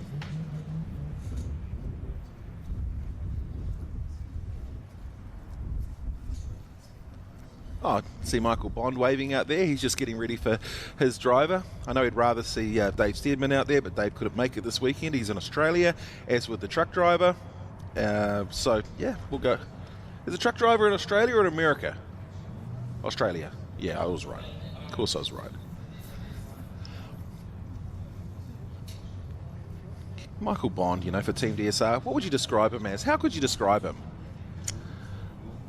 The chewing gum on the bottom of the shoe, or the tag on the cap that you rip off and throw away? He's like the tag on the back of your shirt that just keeps on hanging there until you cut it off. Just hanging around. Yeah. Michael Bond, great guy. I mean, everyone loves, and you need that. You need to have that flat earther type conspiracy theorist Everyone needs one. And Michael Bond is that to TPSR. They have asked for their sponsors not to be read when you mention Michael Bond. Well, here we go. Brody Knowles up against Adam Davies. MTF Finance Cambridge up against the Mimico Ryco 24/7. Rotary Adam Davies.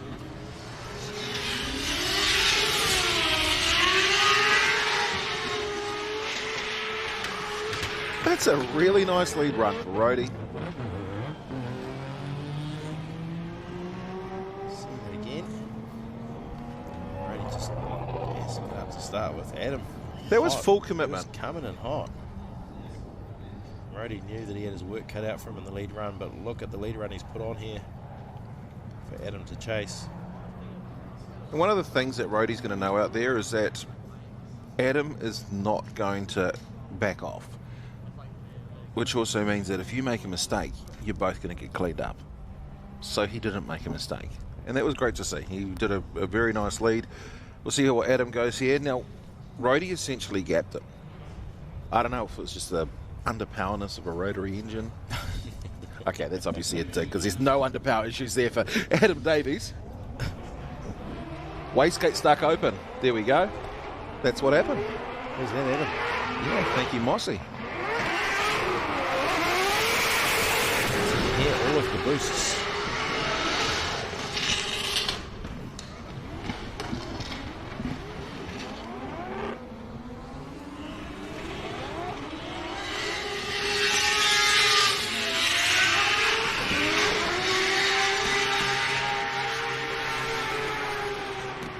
Oh my gosh. It even looks fast. Man, that sounded amazing.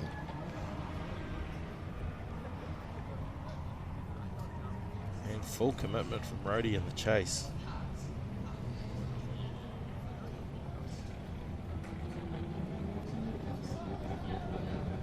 That's a good run from both those drivers. Adam Davies. Fantastic lead. Rody Knowles in the chase. To revert back to the other one. I see Omar here. Look at the results from earlier. Trent Elmbranch takes the win from Matt Kwok. So Trent Elmbranch finishes in 17th. Matt Kwok finishes in 18th. Moving back up through. Connor Halligan takes the win to go 15th. Pete Drever 16th. Wede Takaki at 13th, 14th. Into your top 12. Adam Whitehead finishes in 12th. Jason Wu in 11th. And out on track, we've just seen Rody Knowles and Adam Davies for your top 10. Who gets 9th? Who gets 10th? Is it Rody Knowles or is it Adam Davies?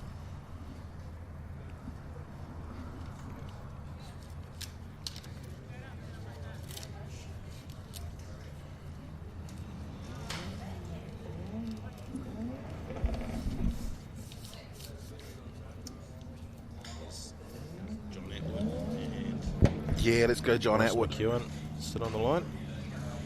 All right, well, which way are they going to choose? For the result from Guy Which way is it going to go? there. Is it going to go to Adam Davies on the left-hand side? Will it go to Rody Knowles on the right? Rody Knowles takes that win. What a drive. Good work, man. That was awesome. And that's going to be really good for him. But you know what's going to be good right now? The 20B versus Johnny. Front to start a big angle. Oh, does that sound okay coming into that corner? Yep, here comes the boost. Oh, John Atwood mistaken behind.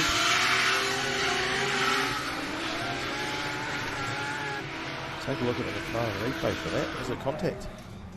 No, I don't think there was contact. So he comes through. Let's have a look. So McEwen, it was just fast. I thought maybe the issue was there. I think John may have been stuck in a little bit of the smoke. Delayed his transition into switching back. And then that's in there. Obviously, you see a slight correction further back.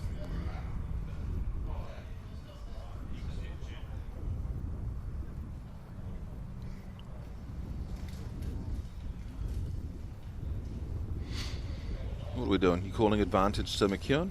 I think so. Just that correction in the chase position for Atwood there through the hairpin.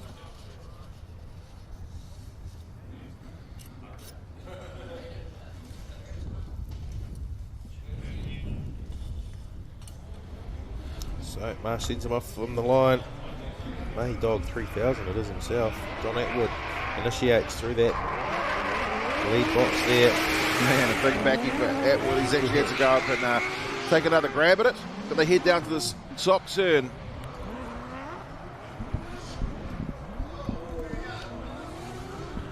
Clever by Atwood. He realised that he's at a disadvantage. So he literally was like, I'll see if I can get him to fall off the track. But wasn't able to do it. That was all in the tactics. Just trying to lead him off with you. And look, he just back that in. Yeah, that was an aggressive entry.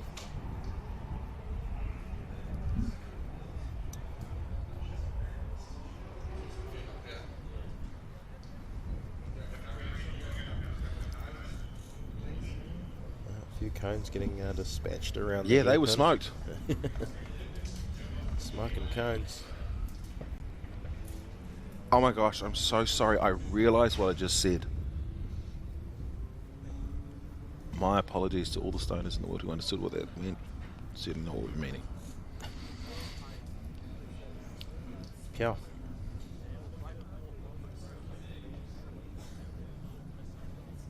Oh, that's that one has to be repaired. You'll fix that.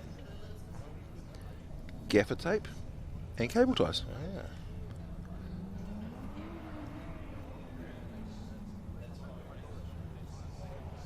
And then I think there's another 3 cones there.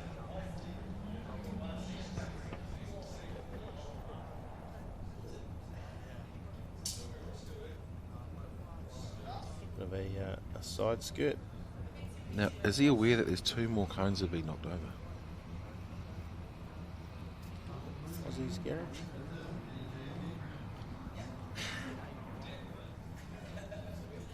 So, confirmed from the last battle, Ross McEwen takes out 7th place. John Atwood will finish in 8th. So Ross McEwen wins that battle. Well, this is going to be a tough battle for poor old Matty Brown. Because we already know that Ra's like, nah, Matty will win this. Matty's going to lead first. Tick, tick. Over Matty. Come on, Matty Brown. Needless to watching. Can we start the whole dad, Matty? Matty's won. I think Matty will win. Kind of like that battle before with Adam.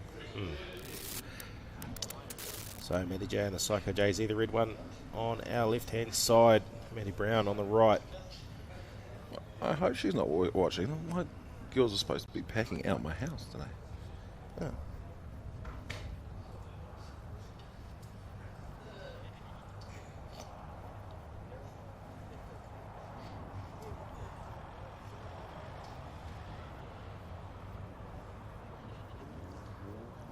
All right, come on, send them. Full send ahead. Just waiting for the recovery vehicle to move back in place before these next 2 drivers are released from the line. Matty J versus Matty Brown. Psycho JZ. Pair of S13s.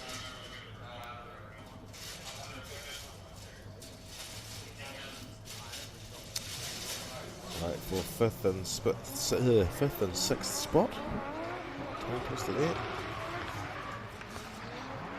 Matty Brown, come on, Matty Brown. That's what I like to see.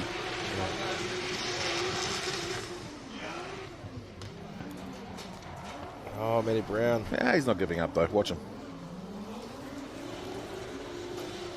It's still up to the lead driver to hold on to their drift.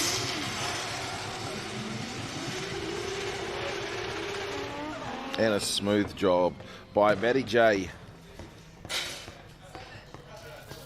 Look at the aggressive entry here from Matty Brown. Just throws it at him.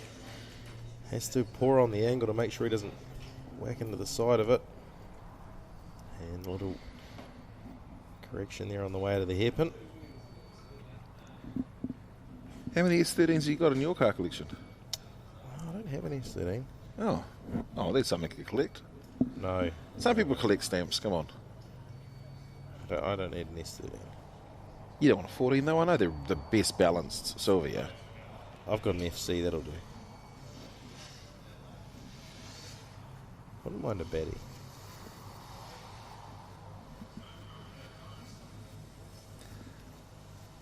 I almost bought an FC RX-7. Not mine if you want. And it was on the lot for like $9,000. And my mum wouldn't let me. Matty Brown continuing the big angle on initiation here. Matty J in the Yeah. chase. That's awesome. He's on.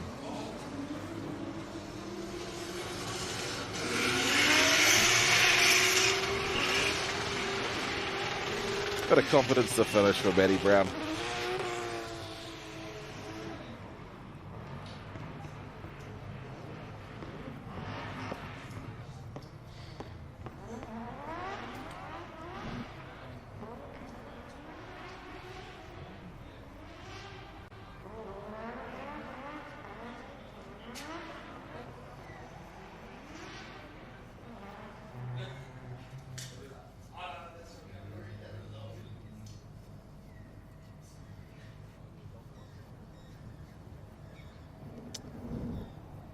So looking for a result between Matty J and Matty Brown as we move on into the top 4. Who's going to be 5th and who's going to be 6th out of the Matty battles?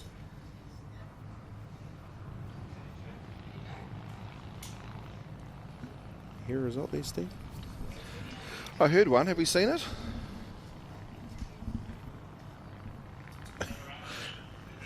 Yeah, wrong side. There we go.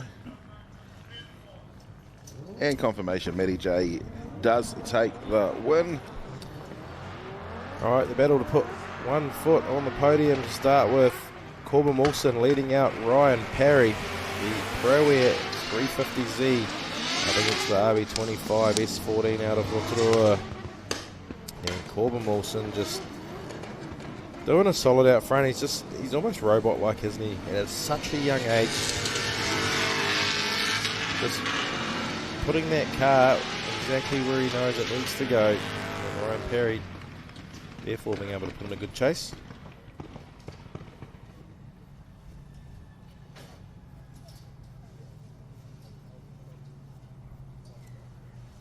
.16 years of age. Behind the wheel, battling for a podium. Won't be the last time, I'm sure. Most definitely for Corbin Wilson. And Ryan Parry right there with him.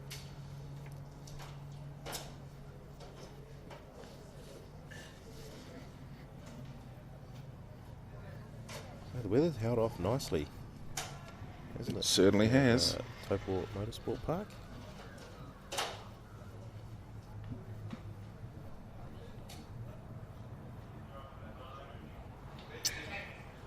Ryan Parry's turn to lead out Corbin Wilson.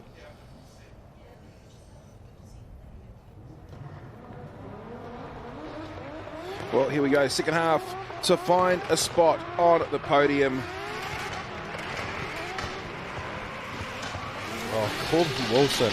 The proximity. How good is this kid going to be if this is early in the career? Ryan Parry, though, opening the door for him right up, round the hairpin he goes. Gets the power down, both drivers, they switch up. Head around that last turn. Corbin Wilson really trying to knock on that door.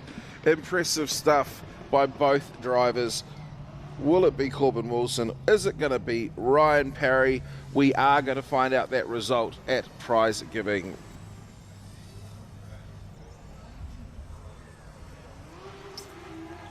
I want to say that Corbin's got 1 foot on the podium.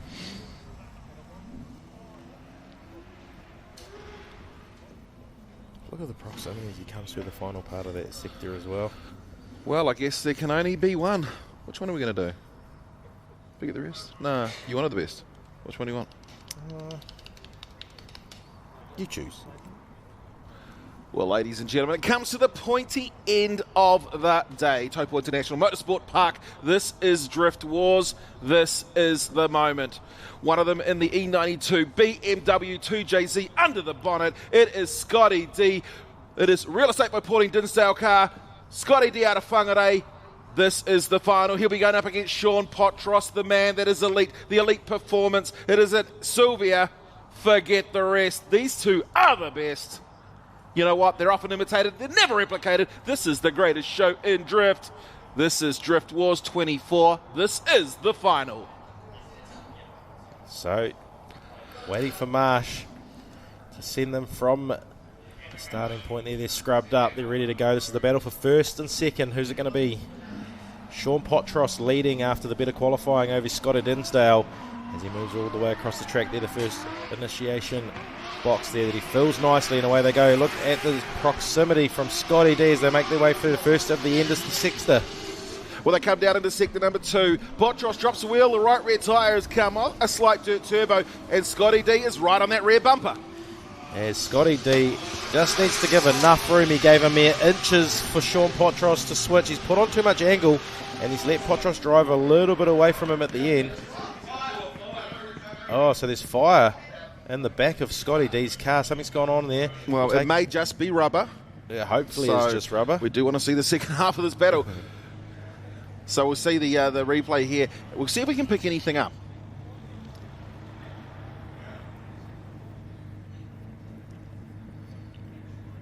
Certainly don't see anything.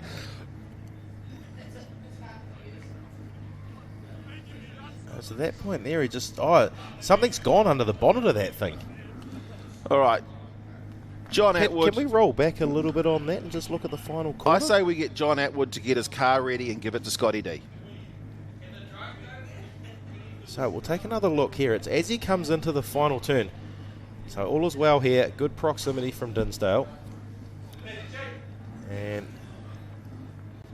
here's Potros doing a good job. A little bit of a turbo there, but only a minor deduction it is. Now, keep your eye on the bonnet just in front of the driver of the Dinsdale car. Now, it's right about now. Poof, there's something come out the front. Oh, Did you see it come through the bonnet there, up into the windscreen? It's the same as what you'd see if it was a radiator hose. Of course, the radiator in the back, but if you've used to seeing that type of explosion... Well, here we go. So we're sending people down to potentially... This is Drift Wars. You know what? We need a second half of this battle. If Scotty D's car isn't ready, what I say is John Atwood's and tear it apart. It's driving, and it's Sean Potros' missile, so... Like it's the everybody's missile of Potros, the Potros effect. Hi to Mama Shah. All right. Is that I think this is live? It is. Okay, so where are we looking? Okay, so there's I think this one here is at the top of the shot. Oh, right at the front of pit lane there, yes.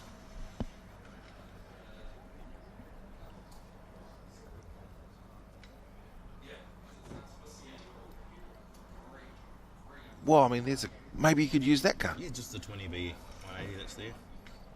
No, Adam always you only allowed to use the 13B.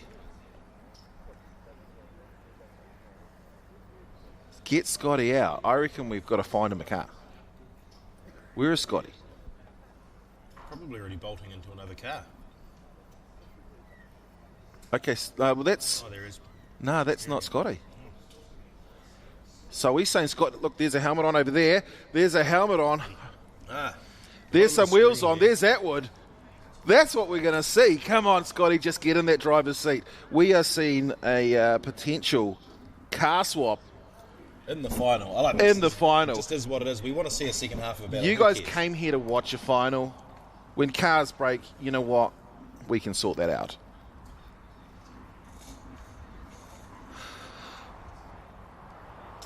So there's this, a pair of wheels going on the back of John Atwood's Laurel. Scotty D. Where is Scotty? Is that him there talking to Guy? Where's Scotty going? Come on. To the driver's seat. Where's he going? He's getting in there. Scotty D's getting inside the... Yay! He's got Johnny Atwood's-Laurel. He is going to go. He said to me when I spoke to him at the start of the show, he said, I do better in that car than what I do in my own. It might be because of the Barra. I'm not saying it's not because he's got a 2J. I mean, the turbo's on the wrong side, isn't it? Look at it. It's a mirrored image.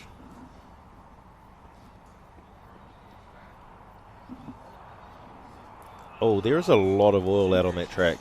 Oh, look, you know what? It'll rub off.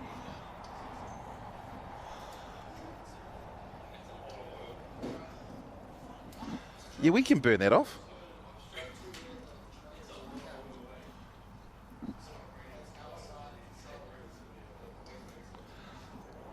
All right, so the amazing team from Taupo Motorsport Park are out there. They're going to get some oil sorb out there. So we can... Now, the guy with the hat on over there, that is Tom.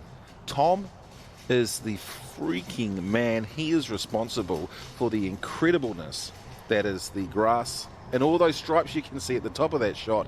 And look at the clear, like just you flip a bucket upside down. Do you know he learnt that off Choice Events, I reckon.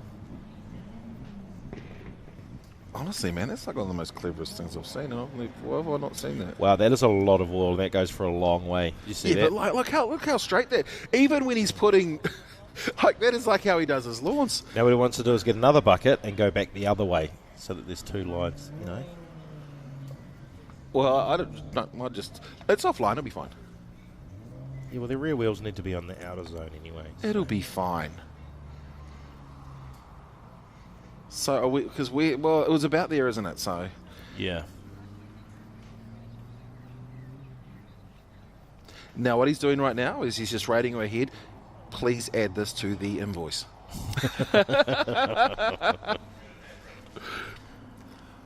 Oh, well, just hold on for the excitement at the moment. And see, even the way he's coming through, he's like, I've got to run this through it. Had a great conversation with him, over the weekend about what sort of grass I was going to use to germinate at home. Oh, yes. Well, look at that oil has gone a long way. This is, if you want a lesson on how to soak up oil. I think the world needs to see what Tom's... And it's the technique of holding up the pants at the same time just in case they don't fall off. Oh, he's got this. Look at that. Like, if he goes the other way around, that's going to look like... I mean, he would be able to diamond cut that. That's... Oh, no. Need another one. Oh, they're coming back the other way to meet in the middle.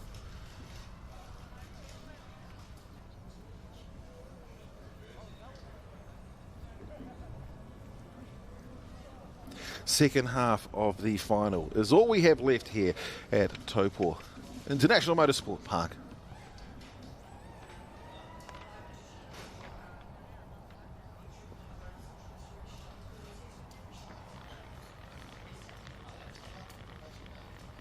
Fingers crossed for an OMR. Look at that though, that is so cool. So my OCD doesn't handle the... See the gaps? Like you have to finish that. No, that's not enough. How good is it?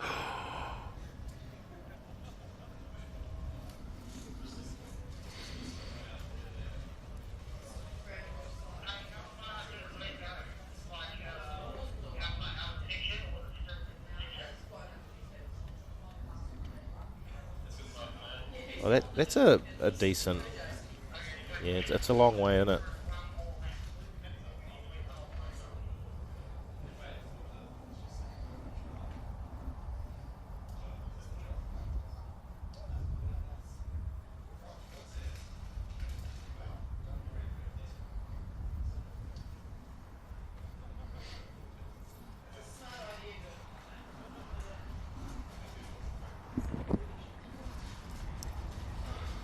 I want to remember who the first person is that did that now.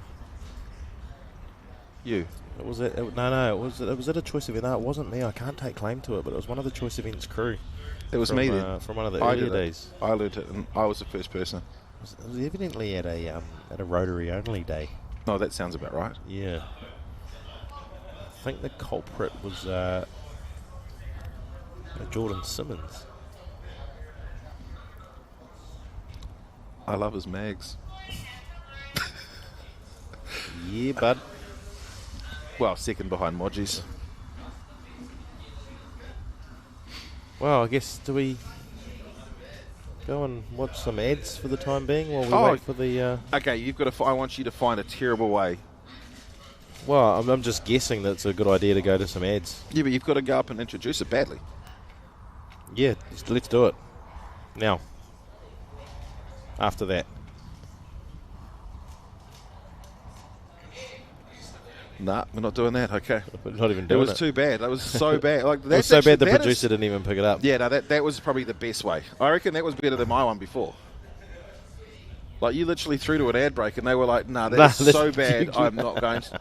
That's winning right there. They're like, instead we'll watch people. I mean, it tells a good story.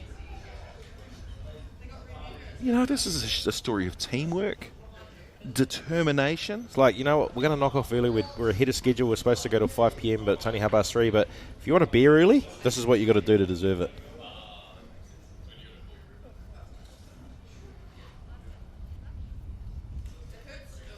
That's a lot of oil that Scotty D was holding in that BMW.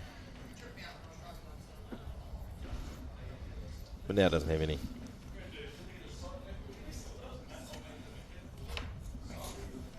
Okay, I'll try. Our cuz, chuck an ad on. Let's go! So the next step was to get this thing on a proper ECU, especially with all the technology that Link has to offer. Which should give us full communication and full control over all the sensors. But so far, being able to log in and review every lap has been a huge plus. To have Link pull through and step up for us and just help us out to be able to all pull it together. That's all we need. Simple, cheap, easy, works, good ECU, weatherproof. It's got enough IOs too, like we're doing tons of stuff. Oil, fuel pressure, boost control. All those features I have thanks to Link ECU. It is the Casper Transmissions free of charge live stream for the Link ECU Choice Drift Wars. And if you're just joining us, you've missed out on all the action all day. We've got half a run to go. With fingers crossed there's an OMR. There's such great things. King Rolly's picked up that Mahi 3000 was on screen. It's formerly known as Marshall Robinson. Cheer the Mahi.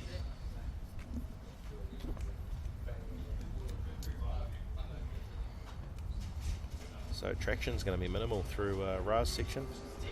Actually, Ra, while you're there, what sort of judgment changes are we going to see with a section full of oil? Yeah, well, we might let them do it. I mean, we've got a bit of time. But do you think that because the track's a bit slippery, they're going to get to more limiter faster? So extra points, yeah, means extra higher points. Yeah, I thought that was how it was going to go. Is what, 9-0? Oh, no one's a 0. Okay, so Ra's saying that he's going to... It's because we want to push for a, like, I1 and 2 cars in the final. You know, I come from a background where tarmac is for getting to the track, not racing on. Yeah, that's dirt. Yeah. You have to race on dirt. And what they do is they drop a green flag, and if you're the fastest one to get to the black and white thing at the end, you're the winner. That's mean.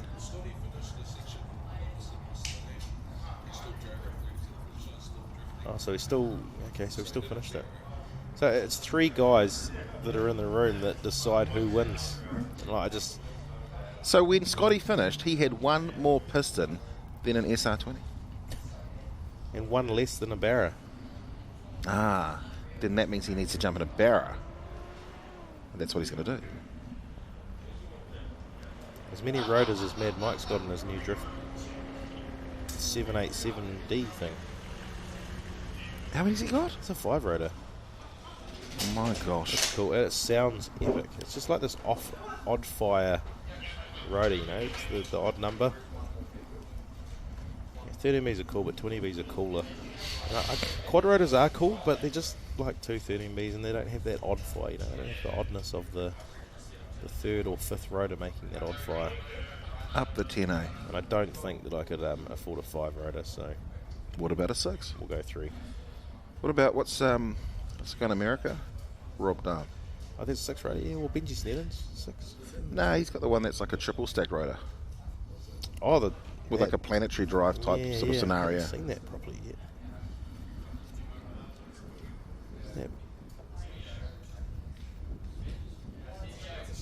Ryan Perry just returning Matt Cox's front bumper for him.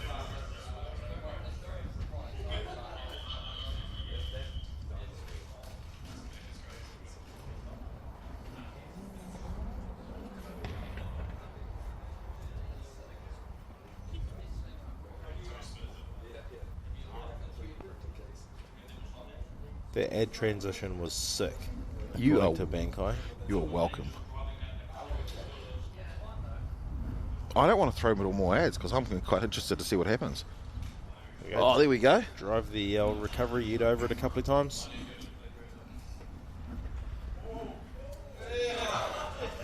Oh man, if only our camera operator was taking a well in. Bro, there we go. He's going to turn around.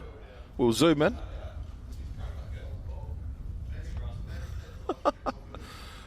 That's such a good comment.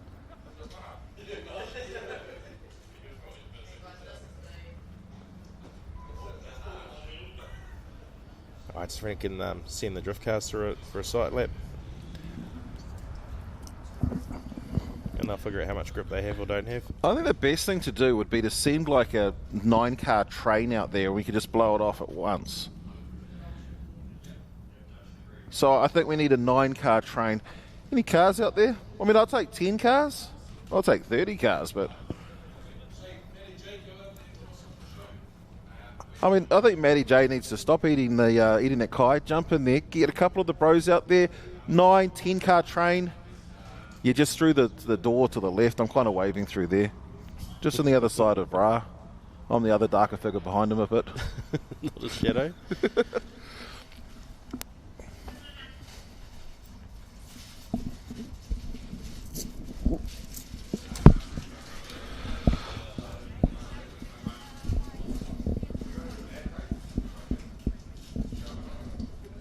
Okay, what about an 8-car train? Matty's already going, nah, I'm enjoying my well-earned chippies. So can we get an 8-car train? 7. I'll do 7.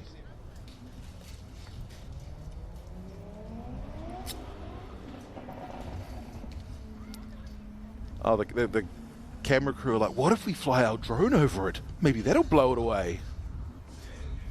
Man, you guys will try anything. I can tell you that there is a ute that's going back into position. I think we should go to camera 1 and have a look and see what's going on. See if there's... Oh, here we go. This is... Bit of a sight lap for the boys.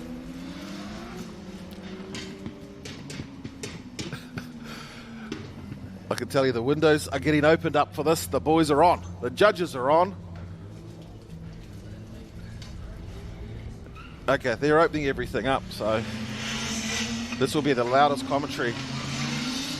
And there we go, it's finished, and the winner is... Oh, you guys were judging that too.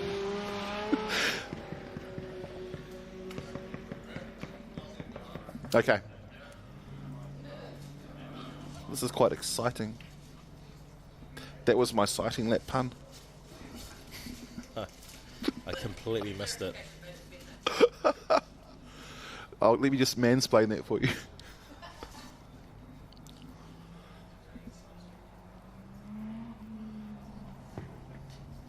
All right. Down at the back straight they come. This is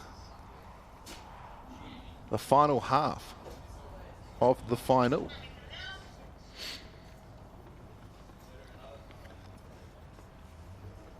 Been given the opportunity to scrub tyres.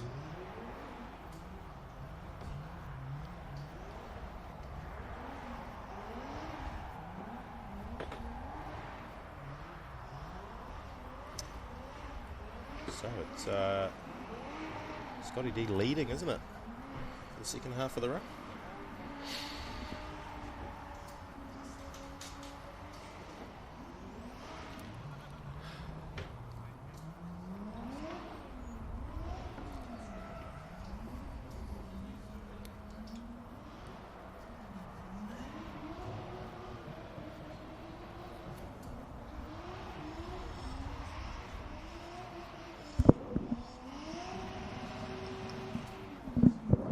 As we see the second car head out.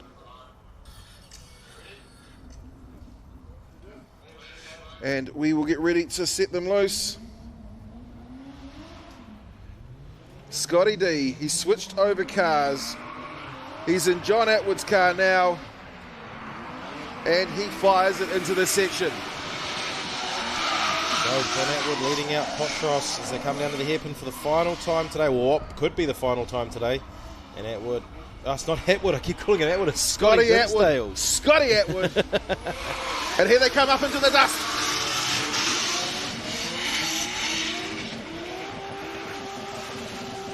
Now Sean Potros all over the back of this.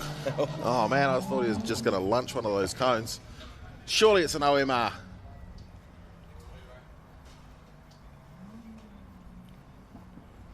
We'll find out. Have they got a decision? Let's move the divider wall now. They don't need to see it anymore. So of course, straight away I think we're going to head down into the there, and we'll give the results. So, and the other thing we'll get is victory burnouts. And a reminder: the victory burnouts need to be on. No standees.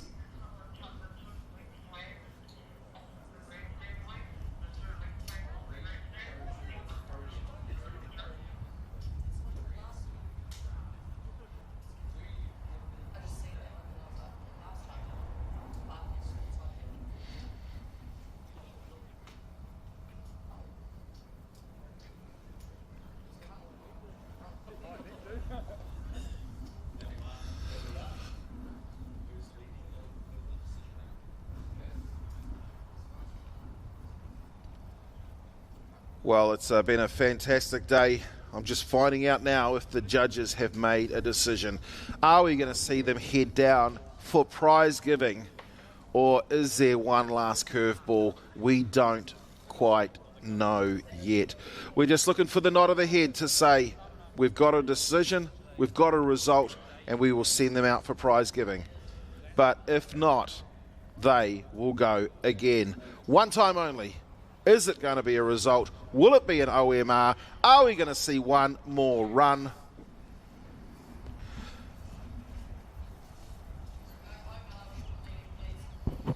So what?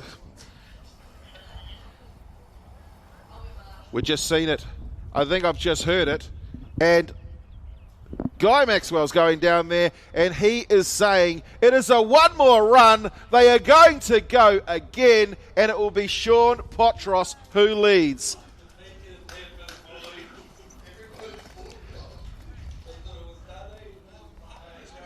So get back up into the stands. We are going one more run.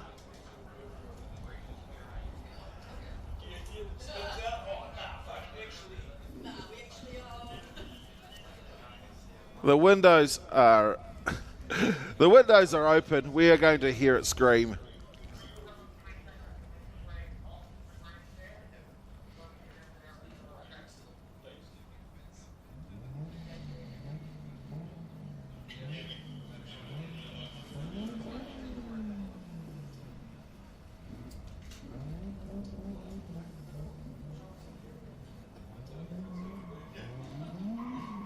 Here they all come.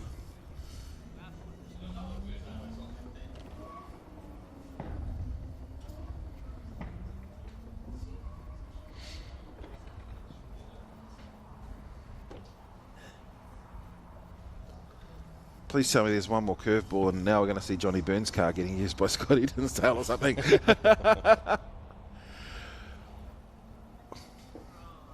Daryl Turk's car. Russell Vere's car's down there. No. No, you're not commentating Russell Vere's car anymore. No. You broke it. It was you. Sure do. Well, he's just... Oh, it's the start line. Okay, that's right. Okay, well, where is Scotty D?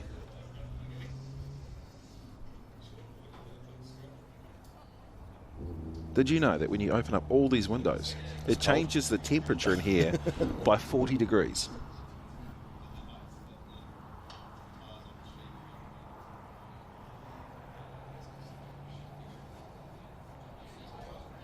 All right.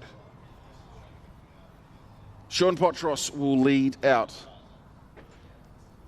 Camo Parts was Real Estate by Pauline Dinsdale. I think it's PCD now, the sponsor for Scotty D. Elite performance, and elite performance it has been. This is the one more run. There has to be a decision.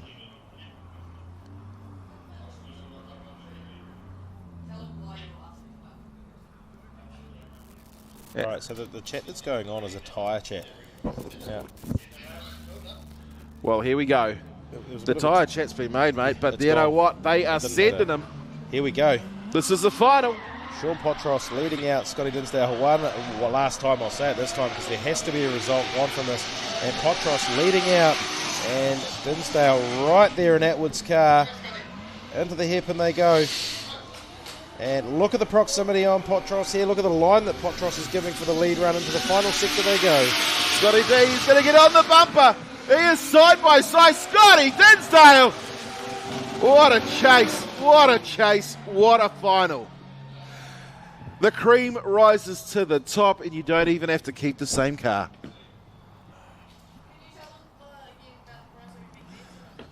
Well, we are going to, so if you are leaving right now, the prize giving is going to be right in front of you where you were, and just stay there. We will bring the cars to you. We will obviously tell you who took the victory, who is the winner. Wow. That is a good chase run. He just put it all on the line, and he right up on the door, or the rear quarter panel of Sean Potros's car.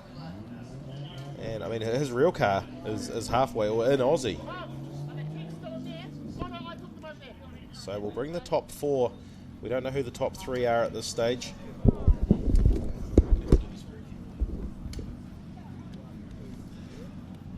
So it's just going to be done on paper.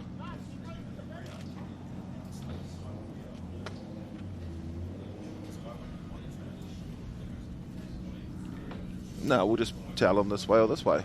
So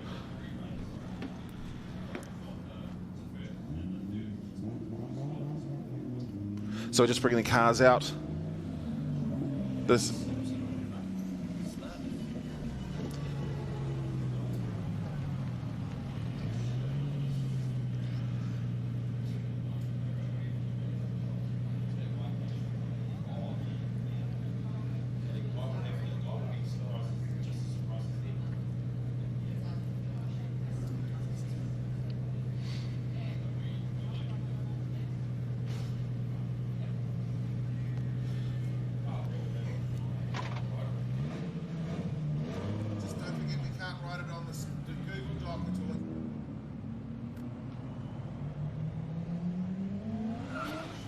Well, of course, this is first and second going out. In theory, we should see third and fourth joining them, which I can see the cars are heading out onto the track.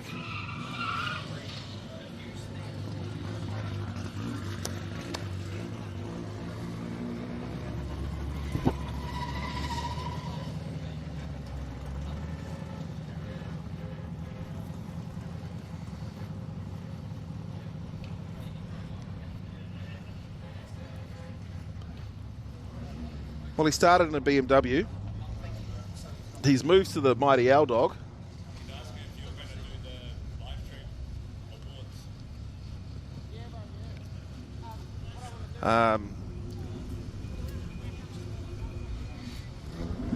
We haven't got a mic to do it for everyone. What does he want?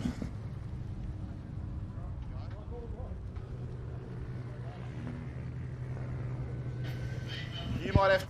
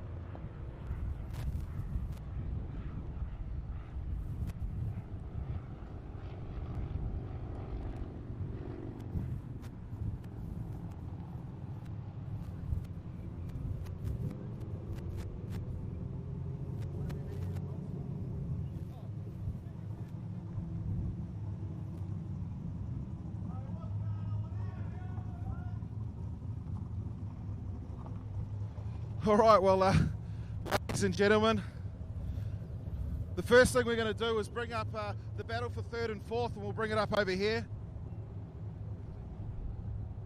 So third and fourth, we'll just bring you guys over to here.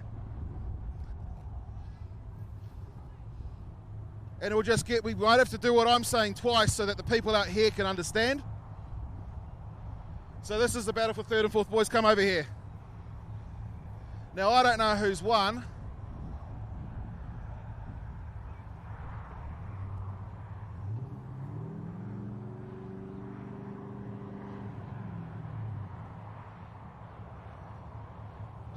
I love this sort of stuff. Well, I've got no idea who's won, but I'm pretty sure, I'll just stand over here, and I'm pretty sure, Ra Hader, do you know who came third? Who does? There we go. At our third place, congratulations. You get on the podium, is that right? Yes, it is. Now, we're talking to the live stream at the moment, and we'll so apologise to those guys over here, but look, fourth place, man, that's going to be fantastic. You've got to be happy with that. Yeah, no, it's all good, eh? It's like, I don't know. Thanks to all my sponsors, I guess, eh? And thanks to Dad driving me all the way up here, and Steve once again doing all the big hours, Nick for the wheels from yesterday. Yeah, thank you. And Guy for putting on meet event. That's awesome, man. Well done, brother. That's fantastic. And congratulations, third place, DriftWars 24. You've got to be over the moon with that result. I'm stoked with that. Yeah, thank you to all my sponsors and Brad, DabFab Motorsport, all the help, and it's cool, man. After lots of trouble yesterday, and no, yeah, it's awesome. Awesome. Well, congratulations. There can now be the final. Let's bring these two up. Okay, I got a camera here. Again, I've got no idea. All I'm going to say is congratulations to you. What a show. Congratulations to John Atwood. What a car. So right now, this is for the final of Drift Wars 24, and the winner is Sean Potros. Well done, mate.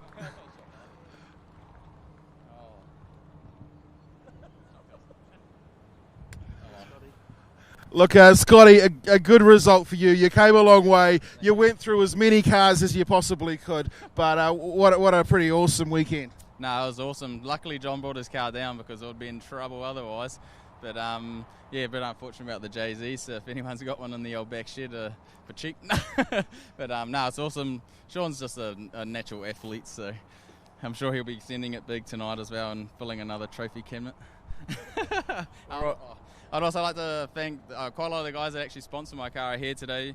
So like Danny Boy Custom Workshop for the paint, John's for Barra probably for the Beamer next, and like my mum and dad, they help out heaps with their car. So cheers to them. And Carmo Parts, like they're awesome. Like they've helped me out all the time as well. Frankenstein's making it look good. Couldn't be more happy really, apart from the engine. Scotty, well done, bro. Awesome result. Sean Potros, there can be only one, mate. Congratulations, bro. You're a pretty good result on your way to Australia, is it? Yeah, no, I'm happy with this. This is like one of the best events for battles. Like if you're wanting to get into drifting and want to battle, this is the event. Like win or lose, even when you lose, like the people still just keep going and going. So puts up the driver skill on everyone, and there's some wicked drivers here, wicked battles. The weather yesterday and the qualifying, that was a good game changer for us. And yeah, this little workhorse done well. Been parked up for a few years, and somehow she handled me and Pete Drever as well today. So yeah, stoked that wicked turnout for the event, and yeah, thanks to all my mates and that have come over and encouraged me, and especially Dakota that's sitting back home watching his car get abused. Oh, look, it's a fantastic result for you. I guess for the top three, there's one last thing. Well, there's two things to do. One of them is in bottle form. I'm going to get the heck out of the way. It's time to spray the champagne.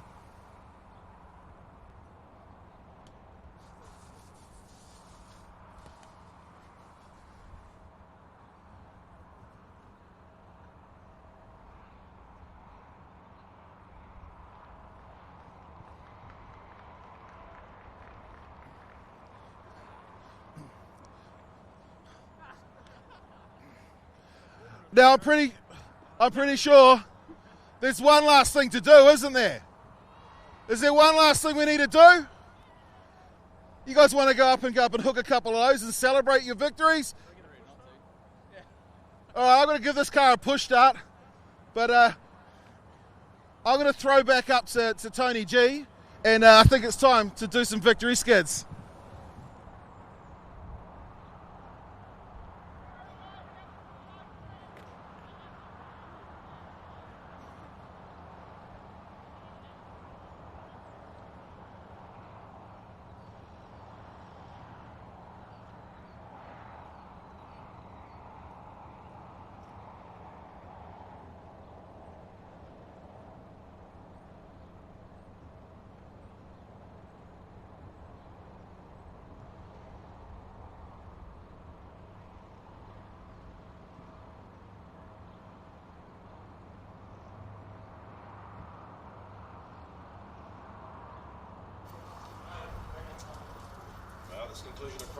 Here, that's the conclusion of prize giving here for DriftWars Link ECU 2024. Massive thanks to once again to Casper Transmissions for providing the live stream. Of course, Strom Wheels looking after the qualifying, McFarlane Autos, and thrashgarage.co.nz. Of course, the champagne's being sprayed. They're out there celebrating out on track. It's time to do some victory burnouts. Thanks once again to everyone who's come along, the drivers, the crews, and the sponsors of all those vehicles. Of course, all the Choice Events support crew as well. Everyone out there making this event happen for you guys and girls and the crew here at Taupo International Motorsport Park as well. Once again, we hope you've enjoyed the coverage if you are online, or the action if you are here in person. We look forward to bringing you another Choice event in the future very time soon. In the meantime, we'll let these drivers get suited up. We'll push start Sean Potros's car, and we'll see some victory burnouts. Leave that with you for the rest of the day from myself, and on behalf of Steve Daniel, the other half of the commentary team, well, thank you for tuning in, and we will see you all next time and leave you parted with some skids. Of course, the beautiful sound of Ryan Parry's car on the limiter will be something to behold as well. Just missing a rotary out there actually, but anyway.